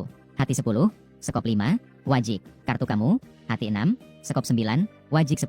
Kamu diam-diam mengernyitkan dahi. Hari ini keberuntungannya memang buruk. Kartu yang didapat lagi-lagi sampah. Tapi menenangkan diri sendiri di dalam hati. Belum tentu tidak bisa menang. Aku tidak menginginkannya lagi. Kepala ayah melihat kartu dan langsung membuangnya. Si ayah membeli kartu dan langsung membuangnya. Jiang Remazi juga melihat kartu. Dia memiliki sepasang 4. Sama seperti di ronde pertama. Dia merokok dan jari-jarinya menggosok-gosok 4 kali. Setelah Tiezi menerima sinyal. Mengeluarkan pemantik dan menyalakan rokok setelah menekan 9 kali. Kamu melihat semua ini. Sudut bibirnya menunjukkan senyuman sinis. Ternyata seperti yang diperkirakan. Gerakan kecil yang mereka kendalikan. Jiang Remazi menerima sinyal dan membuang kartu. Hongmao dan Hutu juga melihat kartu dan membuangnya. Giliranmu untuk berbicara. Kamu dengan santai membuang 2 tumpuk uang merah. Menyimpan 20.000. Mengikuti 40.000. Tiezi tidak ragu mengikuti 40.000. Menyimpan lagi 20.000. Lagi pula semua adalah kemenangan. Kamu lagi-lagi membuang 2 tumpuk uang merah. Tiezi terpicu oleh kata-katamu ini. Seketika mengikuti 40.000. Masih bilang tidak akan melihat kartu. Kamu menunjukkan senyum licik. Lalu melempar 2 tumpuk uang merah. Jiang Remazi baru saja ingin berbicara untuk meminta Tiezi membuka kartu. Tapi Tiezi sudah mengikuti. Tidak bisa dibilang membuka kartu. Hanya bisa terus terdiam. Tetap tenang.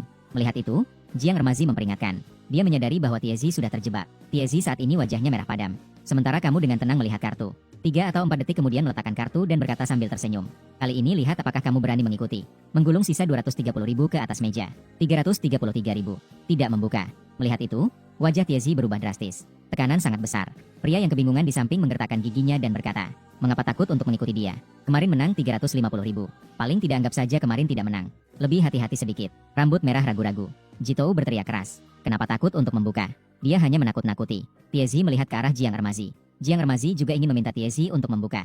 Tapi memikirkan keputusan untuk membuang kartu dan kalah. Kali ini ragu sejenak dan berkata, terserah padamu.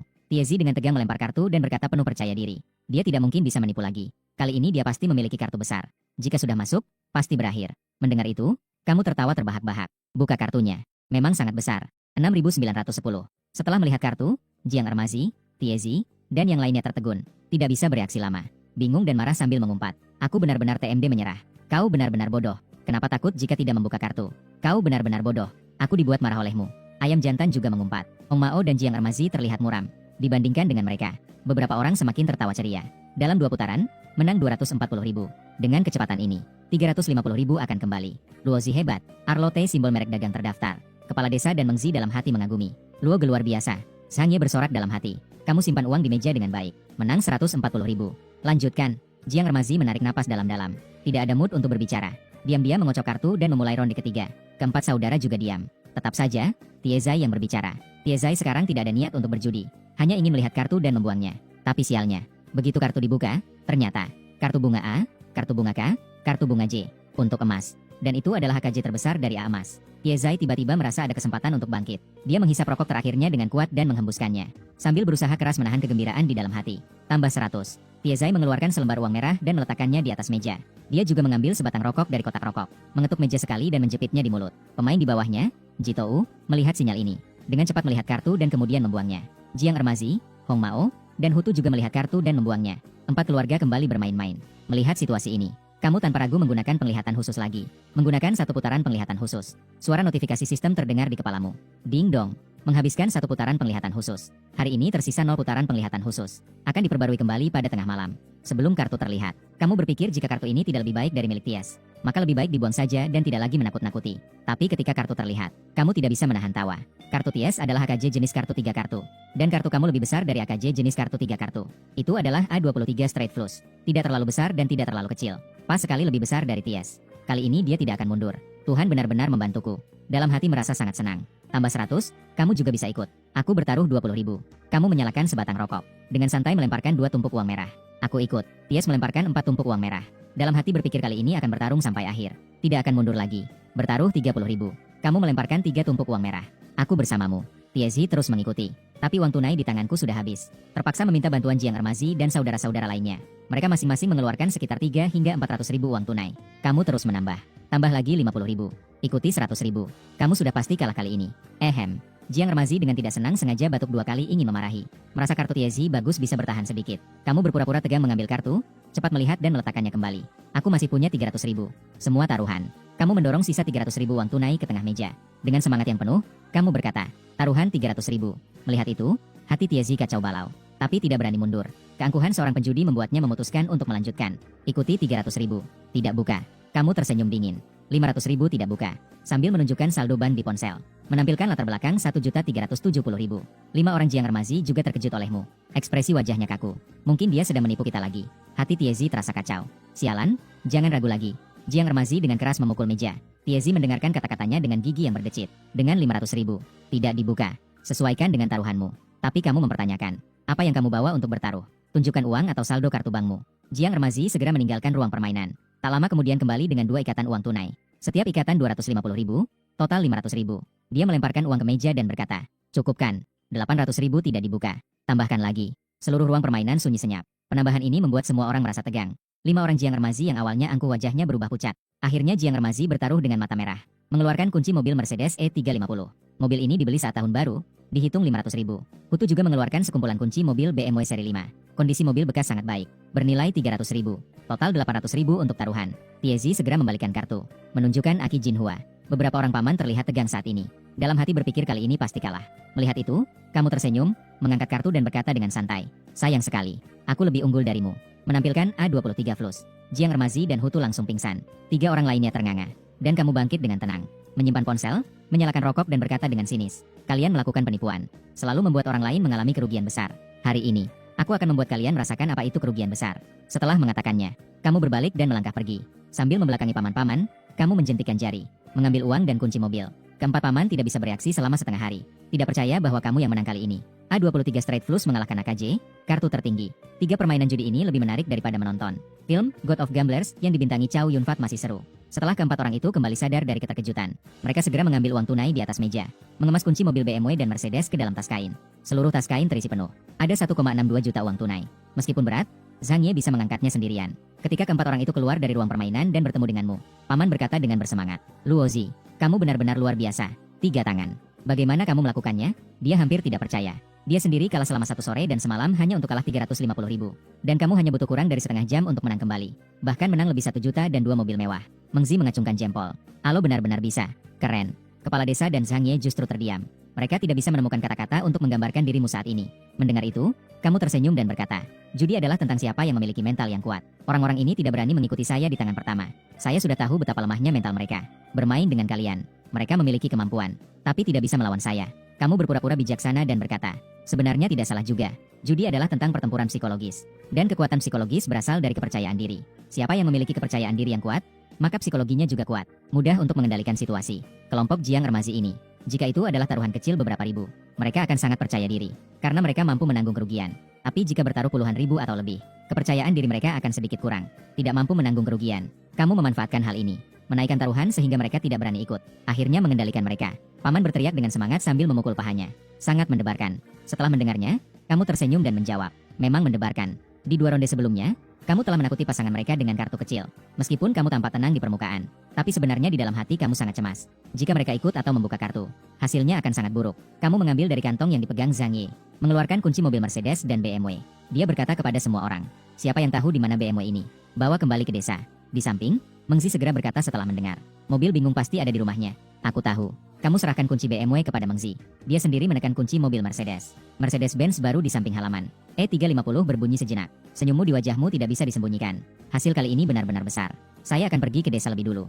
Sampai di kantor desa menunggu kalian. Mengadakan rapat sementara. Biarkan setiap keluarga di desa mengirimkan satu perwakilan. Kamu berbicara sambil berjalan keluar dari halaman. Masuk ke dalam mobil dan segera mengemudikan Mercedes pergi dengan cepat. Melihat itu, kepala desa tertegun sejenak. Untuk apa mengadakan rapat desa? Semua orang menggelengkan kepala menandakan tidak tahu. Kami hanya bisa bertindak sesuai dengan kata-katamu. Beberapa paman masing-masing mengendarai sepeda motor listrik ke kantor desa. Mengzi pergi untuk mengambil BMW 5 series yang bingung itu. Setelah kalian pergi, Jiang Ermazi di ruang permainan villa. Dan Hutu pun terbangun. Melihat ruang permainan yang kosong. Mereka terkejut. Saat itu Hutu menjadi panik. Telepon polisi. Mendengar itu, Jiang Ermazi dengan marah berkata, telepon polisi untuk apa? Perjudian itu ilegal. Uang yang hilang juga tidak dilindungi oleh hukum.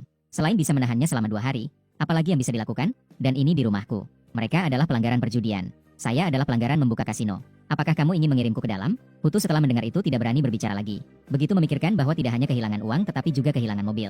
Seorang pria parubaya juga tidak bisa menahan air matanya. Jiang Ermazi juga sedikit tenang. Mari hitung berapa banyak yang hilang. Kita bagi rata. Termasuk 2 mobil itu yang harus kita kumpulkan uang untuk menebusnya. Ngomong-ngomong, dalam beberapa hari, saya akan membuka restoran di luar. Mari kita masing-masing mencari jalan hidup kita. Setelah kejadian ini, Jiang Ermazi menyadari bahwa mengandalkan perjudian untuk menghasilkan uang terlalu berisiko. Jika tiba-tiba ada ahli lain yang datang, dia semakin tidak berani untuk berjudi. Lebih baik membuka restoran yang lebih aman. Sisi lain, kamu sudah mengemudikan mobil kembali ke kantor desa. Kantor desa sangat sederhana. Hanya sebuah gedung beton 2 lantai. Kamu menunggu di depan pintu selama 4 atau 5 menit. Paman, kepala desa, dan Zhang Ye juga sudah tiba. Setelah berkumpul, Paman dan kepala desa mulai memberitahu warga untuk datang rapat. Menghabiskan waktu sekitar setengah jam. Warga datang satu persatu. Mengzi juga membawa pulang BMW seri 5. Apa yang sedang terjadi? Tidak tahu. Warga desa berbicara satu sama lain. Kepala desa melihat bahwa orang-orang sudah cukup. Dia kemudian datang ke hadapanmu dan berkata, sudah cukup. Setiap keluarga pada dasarnya sudah ada perwakilannya. Mendengar itu, kamu mengangkat tas yang penuh uang. Sambil tersenyum, kamu memberi isyarat kepada semua orang untuk masuk ke ruang rapat. Seluruh ruang rapat dipenuhi orang. Warga desa yang muda berdiri agar orang tua bisa duduk. Kamu berdiri di depan dan menuangkan uang dari kantong di atas meja. 350.000 yang kalah dari paman besar saya. Semua orang sudah tahu. Sekarang saya bersama paman besar saya. Dan kepala desa serta yang lainnya pergi ke desa Jiang. Mengembalikan uang itu. Setelah hening sejenak, suasana menjadi ramai. Mengembalikan begitu banyak uang. Mendengar hal itu, para penduduk desa sangat terkejut. Uang yang mereka kira tidak akan pernah bisa dikembalikan. Ternyata bisa kamu menangkan kembali. Semua orang menatapmu. Menantikan kata-katamu selanjutnya. Berapa banyak uang di sini? Saya belum menghitungnya dengan teliti. Sekarang aku ada di depan semua orang. Mari kita hitung berapa banyak. Kamu mulai menghitung uang di depan semua orang. Uang ini sudah terikat rapi. Setiap ikatan 10.000 mudah dihitung. Dengan cepat, 162 ikatan tersusun rapi di atas meja. Seperti sebuah gunung kecil. Sebelumnya, para penduduk desa sama sekali belum pernah melihat sebanyak ini. Bagaimana bentuk tumpukan uang itu? Mereka tidak bisa menahan suara kagum. Dia ini mau melakukan apa? Kepala desa terlihat bingung. Sampai sekarang dia belum menyadari tujuanmu untuk mengadakan rapat desa ini. Di sebelah, Paman dan Mengzi juga menggelengkan kepala. Mereka juga tidak mengerti maksudnya. Tapi segera mereka mengerti. Total di sini adalah 1,62 juta. Saya membawa modal 200.000. Kamu memisahkan 20 bundel uang merah dari tumpukan uang. Ditumpuk di satu sisi. Kemudian kamu memisahkan 15 bundel uang merah dan berkata, ini adalah 150.000 sumbangan masyarakat yang dikembalikan. Diberikan kepada desa untuk membeli lampu jalan. Mendengar itu, para warga desa langsung bersorak. Kegembiraan karena mendapatkan kembali sesuatu yang hilang membuat mereka sangat terharu. Kamu tidak berhenti bergerak meskipun ada sorakan. Kamu memisahkan lagi 20 bundel uang merah. Dan berkata kepada paman yang berdiri tidak jauh. Ini adalah 200.000 simpanan yang kamu kalah. Ambil kembali. Paman tidak bisa menahan air matanya. Dia merasakan kegembiraan karena mendapatkan kembali sesuatu yang hilang dan juga terharu. Saat itu, kamu menunjuk ke 107 bundel uang merah yang masih tersisa di atas meja. Mengumumkan sebuah keputusan besar. Sisa 1,07 juta ini. Saya sumbangkan semuanya tanpa syarat kepada Dewan Desa. Apa? Semua disumbangkan. 1,07 juta semuanya disumbangkan. Anak Jingshan bisa, ya? Para penduduk desa, paman, dan ketua desa sekali lagi terkejut. Dengan wajah penuh ketidakpercayaan. Mereka sama sekali tidak menyangka bahwa kamu akan menyumbangkan 1,07 juta. Lagi pula, ini adalah jumlah uang yang besar. Siapapun yang memiliki jumlah uang ini, simpanan di bank untuk mendapatkan bunga. Bunga setiap tahun cukup untuk hidup tanpa khawatir. Tapi kamu tidak berkedip sedikit pun dan langsung menyumbangkan semuanya. Saat itu, Mengzi tidak bisa menahan diri dan berteriak, Dewa Judi. Dewa Judi dari desa Zhangli. Mendengar itu, para penduduk desa juga bersorak dengan semangat. Serentak meneriakkan, Dewa Judi. Dewa Judi dari desa Zhangli. Namun kamu dengan serius berkata, jangan panggil saya Dewa Judi. Anak-anak dan pemuda di desa akan menganggap saya sebagai idola untuk ditiru. Nanti semua akan pergi berjudi. Ini sama sekali tidak boleh terjadi. Satu adalah perjudian yang melanggar hukum. Lain, dalam perjudian, 9 dari 10 kalah. Sedikit saja kelalaian bisa menghancurkan keluarga. Istri pergi, anak terpisah. Misalnya, paman saya hampir kehilangan segalanya. Anda benar-benar tidak suka sebutan Dewa Judi ini. Seperti yang kamu kritik. Jika para pemuda dan remaja melihat orang tua memuji Anda sebagai Dewa Judi, mereka akan merasa kagum dan mengagumi. Tidak belajar dengan baik. Sepanjang hari mempelajari seni perjudian. Tidak ada manfaat sama sekali bagi keluarga dan masyarakat. Sebaliknya, membawa dampak yang sangat berbahaya. Anda tidak ingin karena kebaikan yang Anda lakukan. Justru merugikan lebih banyak orang di desa dan masyarakat. Setelah mendengar, kepala desa sangat terharu dan mulai bertepuk tangan. Bagus sekali. Para penduduk desa bertepuk tangan. Suara tepuk tangan bergemuruh memenuhi ruang rapat. Saat ini, penduduk desa merasa hormat kepada Anda dari lubuk hati mereka. Karena mereka semua merasa, jika itu orang lain, mereka sudah terjebak dalam sebutan Dewa Judi sejak lama. Tapi kamu tidak. Tetap tenang demi semua orang. Orang seperti ini layak untuk didirikan patung di desa. Kamu mengangkat tanganmu.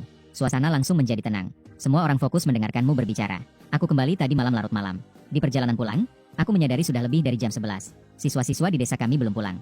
Mereka masih membawa senter untuk menerangi jalan. Kamu melanjutkan berbicara. Setelah dipasang lampu jalan, keamanan siswa menjadi lebih terjamin. Tapi siswa telah belajar seharian. Malam hari mereka harus berjalan 1 atau 2 jam. Sampai di rumah sudah jam 12. Keesokan harinya harus bangun jam 5 atau 6. Waktu istirahat terlalu sedikit. Saya sarankan sumbangan 1,07 juta ini. Mengambil sebagian untuk membeli bus. Mengantar jemput siswa-siswa di desa kami. Dengan begitu, siswa tidak akan membuang terlalu banyak waktu di jalan. Mereka memiliki lebih banyak waktu untuk belajar dan bersenang-senang. Ini membantu kesehatan fisik dan mental anak-anak. Selain itu, mengingat desa kami yang terpencil, semua orang, baik pergi ke kota untuk urusan atau ke kota besar, perjalanan terlalu jauh. Kita bisa membeli 1 bus lagi, khusus untuk mengantar semua orang ke kota atau ke pusat kota. Gaji sopir akan diambil dari sumbangan ini. Bagaimana pendapat semua orang? Para penduduk desa setuju setelah mendengar kata-katamu. Ini bagus. Anak-anak tidak aman mengendarai sepeda listrik sendiri. Seandainya ada bus, itu akan bagus. Kita juga lebih mudah pergi ke kota. Tidak perlu mengeluarkan banyak uang untuk naik mobil pribadi. Ada juga bus ke kota, tapi hanya ada 2 perjalanan dalam sehari. Memiliki bus kita sendiri akan lebih nyaman. Zhang Huailuo, seorang pendatang yang jarang berada di rumah. Semua orang tahu betapa pentingnya bus bagi desa. Penduduk tetap lebih mengerti. Saranmu disetujui oleh semua orang. Kepala desa menyatakan, Arlo benar. Memang perlu 2 bus. 1 untuk melayani penduduk desa. Setelah rapat, biarkan Chunshan pergi berbelanja. Sekalian beli lampu jalan juga. Para penduduk desa bersorak gembira. Mereka sangat senang. Penuh rasa hormat dan terima kasih kepadamu dalam hati mereka. Kamu melihat situasi itu dan berkata, satu hal lagi. Semua orang kembali tenang. Mendengarkan dengan serius apa yang kamu katakan. Ini tentang perjudian. Saya sarankan kepada Dewan Desa untuk membuat beberapa spanduk. Tulis slogan anti perjudian. Lakukan kampanye anti perjudian. Paman saya bisa dijadikan contoh negatif untuk kampanye. Mendengar itu, kerumunan meledak dalam tawa. Paman tersenyum canggung. Dengan sedikit rasa putus asa di wajahnya. Baiklah, saya sudah selesai berbicara. Sekretaris Desa, apakah kamu punya sesuatu untuk dikatakan? Sekretaris Desa melihat tidak ada hal lain yang perlu dibahas. Lalu ia mengumumkan. Tidak ada lagi, rapat dibubarkan. Kamu sudah menyampaikan semua yang ingin kamu katakan. Rapat desa kali ini pun dibubarkan seperti itu. Setelah rapat kali ini, para warga desa tidak terburu-buru pulang. Tetapi berkumpul dalam kelompok kecil di luar kantor desa. Membahas tentang kamu dan bus. Kamu tidak pergi. Melainkan memanggil sekretaris desa dan paman ke samping. Dan berkata kepada mereka. Setelah membeli bus, masih tersisa berapa banyak uang. Komite desa kalian yang mengatur penggunaannya sendiri. Keluarga mana yang membutuhkan bantuan dan perlu bantuan. Ambil dari sumbangan ini. Kepala desa terharu hingga meneteskan air mata setelah mendengar itu. Desa ini benar-benar melahirkan generasi yang luar biasa.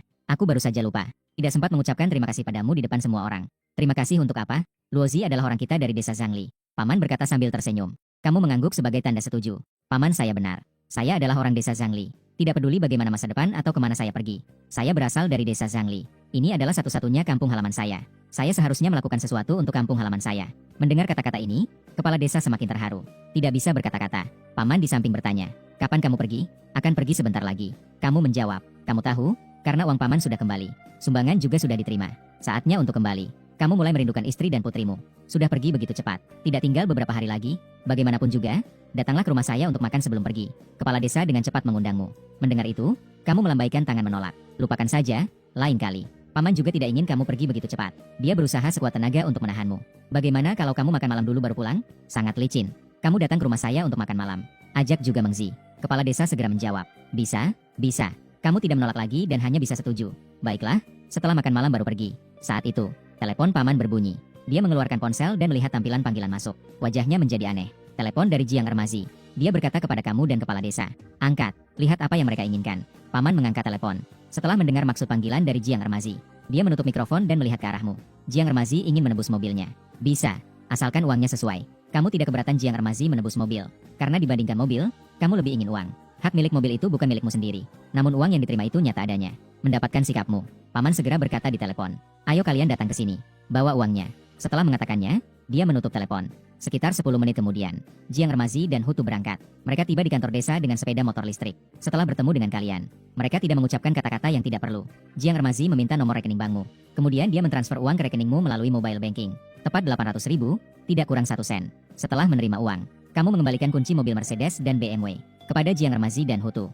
Setelah mendapatkan kunci mobil, mereka langsung pergi tanpa menunggu, meninggalkan sepeda motor listrik di samping. Mereka bilang akan memanggil seseorang untuk membawanya kembali. Setelah itu, kamu, Paman, dan Zhang Ye pulang lebih dulu. Setibanya di rumah, Paman dan Zhang Ye mulai menyiapkan makan malam. Sementara itu, kamu mengambil sebuah bangku kecil dan duduk di depan pintu, menghitung saldo kartu bank. 2,17 juta ditambah 200.000 tunai. Total 2,37 juta. Di kota Hongchang yang memiliki harga properti relatif rendah, uang ini sudah cukup untuk membeli sebuah apartemen besar di kawasan Donghu di pusat kota. Membeli sebuah rumah tipe besar seluas 100 meter persegi secara tunai. Kamu berpikir jika membeli sebuah rumah untuk diberikan kepada istri, apakah itu lebih mengejutkan daripada hanya menunjukkan saldo kartu bank? Memberikan rumah memang lebih mengejutkan daripada sekadar deretan angka. Kamu berpikir demikian. Segera memutuskan untuk tidak pulang setelah kembali ke Hongchang malam ini. Menginap semalam di hotel sebelum membeli rumah. Nanti memberikan kejutan besar kepada istri. Memikirkan betapa senangnya istri saat melihat kontrak pembelian rumah. Hatimu menjadi lembut. Sudut bibirmu pun tidak bisa menahan untuk sedikit tersenyum. Tidak bisa menahan kegembiraan di dalam hati. Kamu secara tidak sadar membuka aplikasi perumahan di ponsel. Mulai tidak sabar untuk menjelajahi berbagai tipe rumah dan berbagai kompleks perumahan yang berbeda. Setelah beberapa waktu meneliti dengan cermat, Anda telah memilih beberapa perumahan yang harganya wajar dan perumahan dengan tipe hunian yang memuaskan. Namun, saat Anda bersiap untuk memilih salah satu dari mereka, sebuah kompleks bernama Yujiangtai nomor 1 menarik perhatian Anda. Terutama nama tersebut menarik perhatian Anda. Anda mengklik untuk melihat gambar tampak luar Yujiangtai nomor 1. Terdiri dari gedung tinggi dan gedung rendah yang membentuk bangunan tipe H. Dilengkapi dengan sebuah plaza besar. Ada juga bola dunia besar di alun-alun. Yujiangtai nomor 1 bukan hanya gedung perumahan biasa, tetapi merupakan gedung perumahan komersial. Gedung rendah adalah hotel bintang 5 yang mewah. Lantai 15 gedung tinggi adalah pusat perbelanjaan mewah. Lantai 610 adalah gedung perkantoran mewah. Lantai 1160 adalah apartemen mewah tipe luas. Peta lokasi ketiga menunjukkan bahwa di sekitarnya terdapat rumah sakit, sekolah, dan fasilitas kehidupan budaya. Dan semuanya adalah fasilitas kelas atas. Selanjutnya, lihat denah tipe apartemen. Setiap lantai dari 1160 memiliki 2 unit apartemen tipe luas. 1 unit adalah apartemen datar di Huanjiang Tianmu. Tidak termasuk balkon, seluas 520 meter persegi. Dapat melihat pemandangan seluruh kota, termasuk Sungai Gan dan barat kota Hongchang. 1 unit lainnya adalah apartemen datar kelas menengah. Tidak termasuk balkon, seluas 450 meter persegi. Hanya dapat melihat sebagian dari Sungai Gan dan pemandangan kota di timur kota Hongchang. Kamu langsung jatuh cinta pada apartemen datar Huanjiang Tianmu. Memikirkan jika keluarga bertiga pindah ke sini. Betapa senangnya istri. Setiap malam duduk di balkon sambil minum bir, melihat Sungai Gan dan pemandangan kota.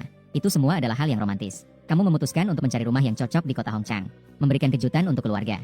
Luas 520 meter persegi juga sangat romantis. Tidak hanya romantis, luas sebesar ini juga bisa memberikan anak kecil bisa memiliki ruang bermain anak, agar dia bisa bermain dengan fasilitas taman bermain di rumah. Sangat mahal. Kamu bergumam pada diri sendiri ketika melihat harga apartemen luas di Huanjiang Tianmu. Cinta yang baru muncul hampir menghilang di tempat. 000 yuan per meter persegi. Lokasi ini dan fasilitas ini.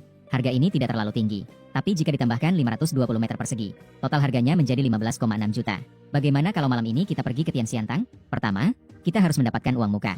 Kamu berpikir, mempertimbangkan untuk menggunakan sistem dewa judi kamu untuk memenangkan uang muka di Tianxiantang. Lebih dari 10 juta meskipun bagi kamu itu adalah angka besar. Tapi dengan kemampuan sistem, kamu yakin bisa mengumpulkan uang muka. Mengenai pinjaman rumah, dengan sistem dewa judi yang bisa menang, masih takut tidak bisa membayar? Saat itu, suara notifikasi sistem berbunyi berturut-turut. Ding dong. Setelah penilaian sistem ini, pemilik telah menyumbangkan 1,07 juta yuan kepada Komite Desa Zhangli. Merupakan tindakan amal sumbangan tanpa syarat. Selama kepada pemilik telah menyelesaikan tugas amal 1. Menyelesaikan jumlah amal 1 juta tanpa batas waktu. Saat ini telah menyelesaikan 100, melebihi target. Ding dong. Pemilik mendapatkan tambahan 2 permainan penglihatan dan 2 kali hasil prediksi setiap hari. Ding dong. Tuan rumah telah menyelesaikan tugas. Memperbarui jumlah penggunaan penglihatan dan prediksi hasil. Hari ini dapat menggunakan 5 kali penglihatan dan 5 kali prediksi hasil. Ding dong. Tugas amal permanen 1 diperbarui. Tidak ada batasan tanggal untuk menyelesaikan jumlah amal 10 juta. Saat ini telah menyelesaikan 71 juta. Menyelesaikan tugas menambah 2 kali penglihatan dan 2 kali prediksi hasil. Setelah melihat, kamu tersenyum. Malam ini akan pergi ke Tianxiantang untuk memenangkan uang muka. Memperbarui jumlah pembunuhan seolah-olah adalah takdir. Kamu sangat bersemangat. Waktu berlalu dengan cepat hingga pukul 7 malam. Bapak dan Zhang Ye menyiapkan meja yang penuh dengan hidangan lezat. Makan malam ini adalah untuk perpisahan. Hidangan campuran daging dan sayuran sangat beragam. Sekretaris desa dan Meng Zi juga datang. Sekretaris desa membawa sebotol anggur tua yang dibuat sendiri. Meng Zi membawa satu kotak bir. 5 orang duduk di meja. Paman besar mengusulkan. Kita angkat gelas pertama untuk menghormati Luo Zi. Tanpa dia, kali ini aku masih menangis. Semua orang tertawa sambil mengangkat gelas untukmu. Kamu membalas dengan sopan. Setelah semua orang meminum segelas alkohol, Paman mengambil satu suap makanan lagi. Dia melihat Zhang Ye terlebih dahulu. Lalu dia melihat ke arahmu. Luo Zi, saat kamu kembali ke Hongchang kali ini, bisakah kamu membawa Ye Zi bersamamu? Melalui kejadian hari ini, Paman sudah mengetahui kemampuanmu. Dia tidak ingin Zhang Ye terus tinggal di desa dan menyia-nyiakan masa mudanya. Mengikuti kamu untuk melihat dunia. Itu jauh lebih baik daripada terus-menerus tinggal di gunung berburu. Kamu menoleh melihat Zhang Ye yang duduk di sampingmu. Merasa bahwa membawanya pergi adalah ide yang bagus. Karena dia mengandalkan kekuatannya. Dengan perlindungannya, rasa aman akan jauh lebih banyak. Dan juga tidak ingin dia menyia-nyiakan masa mudanya. Tapi ini tergantung pada pemikiran Zhang Ye sendiri. Apakah kamu mau pergi? Zhang Ye menundukkan kepalanya. Mengunyah sepotong daging babi hutan dengan ragu. Sekretaris desa di sampingnya menyarankan. Ayo, iya. Anak muda harus lebih sering keluar melihat dunia luar. Itu adalah hal yang baik. Meng Zi juga mengangguk setuju. Zhang Ye mengangkat kepala dan ragu-ragu berkata. Saya ingin pergi. Tapi saya khawatir tentangmu. Dia melihat ke arah Paman dengan mata penuh kekaguman dan harapan. Melihat itu, Paman tersenyum dengan terharu. Sudut matanya sedikit basah. Anakku ini, saya tidak membesarkannya dengan sia-sia. Sejujurnya, saya benar-benar tidak ingin kamu pergi. Tapi orang harus menuju tempat yang lebih tinggi. Air mengalir ke tempat yang lebih rendah. Orang tidak bisa terjebak di dalam gunung. Kamu masih muda, seharusnya keluar dan melihat dunia. Jangan khawatir tentang saya. Saya belum tua sampai ke tahap itu. Lagi pula, Hongchang tidak jauh. Hanya butuh 2 jam naik mobil untuk sampai. Jika kamu merindukanku, naik mobil dan pulanglah untuk melihat. Zhang Ye bukanlah orang yang suka bertele-tele. Setelah mendengar kata-kata Paman, dia mengangguk dan memutuskan untuk pergi bersamamu. Melihat itu, Paman merasa lega di dalam hati. Kamu juga menenangkan Paman. Tenang saja, Paman. Ye Zi akan aman di bawah perawatanku. Paman mengangguk. Kepala desa mengangkat gelas dan berkata, untuk gelas ini, saya berharap Aluo dan Aye sukses. Membangun dunia mereka sendiri di luar sana. Mengharumkan seluruh desa. Semua orang bersama-sama bersulang dan minum dengan gembira. Selanjutnya, kecuali Zhang Ye yang tidak banyak bicara. Semua orang berbincang tentang masa lalu dan sekarang. Sangat meriah dengan cerita dari berbagai pihak. Makan selama 2 jam. Setelah makan, Paman dan kepala desa mengantar kamu dan Zhang Ye ke kota. Kalian menyewa sebuah mobil pribadi. Dengan harga 200 yuan menuju kota Hongchang. Di jalan, kamu mengirim pesan kepada Tang Xiao Xiao dari Tian Xiantang. Jam berapa acara hari ini dimulai? Bos, acara hari ini dimulai pukul 10.30. Tang Xiao Xiao hampir langsung membalas. Kamu menghitung waktu. Dari kota Shigang ke kota Hongchang memakan waktu 2 jam. Saat kamu tiba, sudah pukul 11 malam. Hanya tersisa 1 jam sebelum tengah malam untuk memperbarui jumlah pembunuhan. Jika tidak bisa menggunakan jumlah pembunuhan dalam waktu ini, maka itu akan sia-sia. 1 jam seharusnya cukup. Kamu berpikir-pikir, tanpa sadar merasakan sedikit kelelahan. Setelah memberitahu Zhang Ye bahwa kamu akan tidur, kamu pun segera terlelap. Sementara itu, Zhang Ye melihat dengan penasaran. Warna malam yang terus melintas di luar jendela mobil. Hatimu dipenuhi dengan ketegangan dan harapan akan yang tidak diketahui. Sopir mengemudikan dengan cepat. Perjalanan selama 2 jam. Kami tiba dalam 1 jam 50 menit. Mobil langsung menuju pintu masuk Tian Xiantang. Setelah kamu dan Zhang Ye turun dari mobil, melihat dia memegang koper, kamu pun bertanya, apa yang ada di dalam? Pakaian. Zhang Ye selalu hemat dalam berbicara. Apakah ada sesuatu yang penting bagimu? Kamu bertanya lagi. Zhang Ye berpikir sejenak lalu menggelengkan kepala. Maka kamu pun berkata, buang saja. Besok aku akan membawamu membeli pakaian baru. Kamu tanpa ragu memintanya untuk membuang koper itu. Membawa koper ke kasino memang tidak nyaman. Zhang Ye sedikit ragu. Dia melihat ke sekitar dan kebetulan ada tempat sampah di dekatnya. Dia pun berjalan ke sana dan membuang koper ke dalam tempat sampah. Meskipun dia tidak tahu mengapa kamu menyuruhnya membuang. Tapi Paman sudah memperingatkannya sebelumnya. Begitu masuk kota, dia harus mendengarkanmu. Banyak bekerja, sedikit bicara. Kamu mengangguk puas. Kamu membawa Zhang Ye masuk ke lobi lantai 1 Tian Xiantang. Begitu Zhang Ye masuk ke lobi, dia langsung terkesima oleh tempat ini. Kemewahan dan kecerahan tempat ini membuatnya terkejut. Dia belum pernah melihat ruangan dalam yang begitu megah dan terang. Matanya penuh rasa ingin tahu, tidak berani melihat sembarangan. Pertama kali melihatnya seperti ini. Setelah itu, dia akan terbiasa.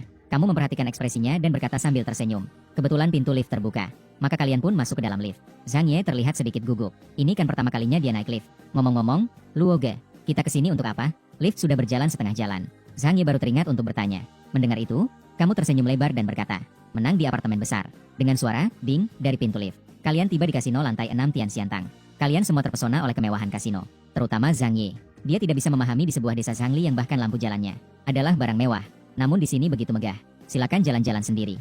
Jika tidak menemukan, hubungi saya. Kamu tidak membiarkan Zhang Ye mengikuti, tetapi membiarkannya berjalan-jalan sendiri untuk mencerna semua yang dilihatnya. Luo Bi yang baik. Zhang Ye mengangguk setuju. Kamu membawa tas berisi 200.000 uang tunai ke meja depan. Memberikan kartu anggota Tian Xiantang. Mengisi ulang 870.000. Membayar 200.000 tunai. Mengambil 890.000 chip. Baik, bos. Pelayan dengan cepat menyelesaikan prosesnya. Menyimpan chip ke dalam saku. Kamu berjalan ke area permainan, Za Jinhua. Tetapi menemukan semua meja permainan penuh orang. Baru saja ragu apakah akan bermain kartu lain. Di sebelah, seorang penjudi telah kehabisan uang. Mengosongkan satu tempat. Kamu segera berjalan dan duduk. Melemparkan 1000 chip sebagai taruhan dasar. Namun, begitu chip itu dilempar, 6 penjudi lainnya dan bandar di meja semuanya menatap Anda.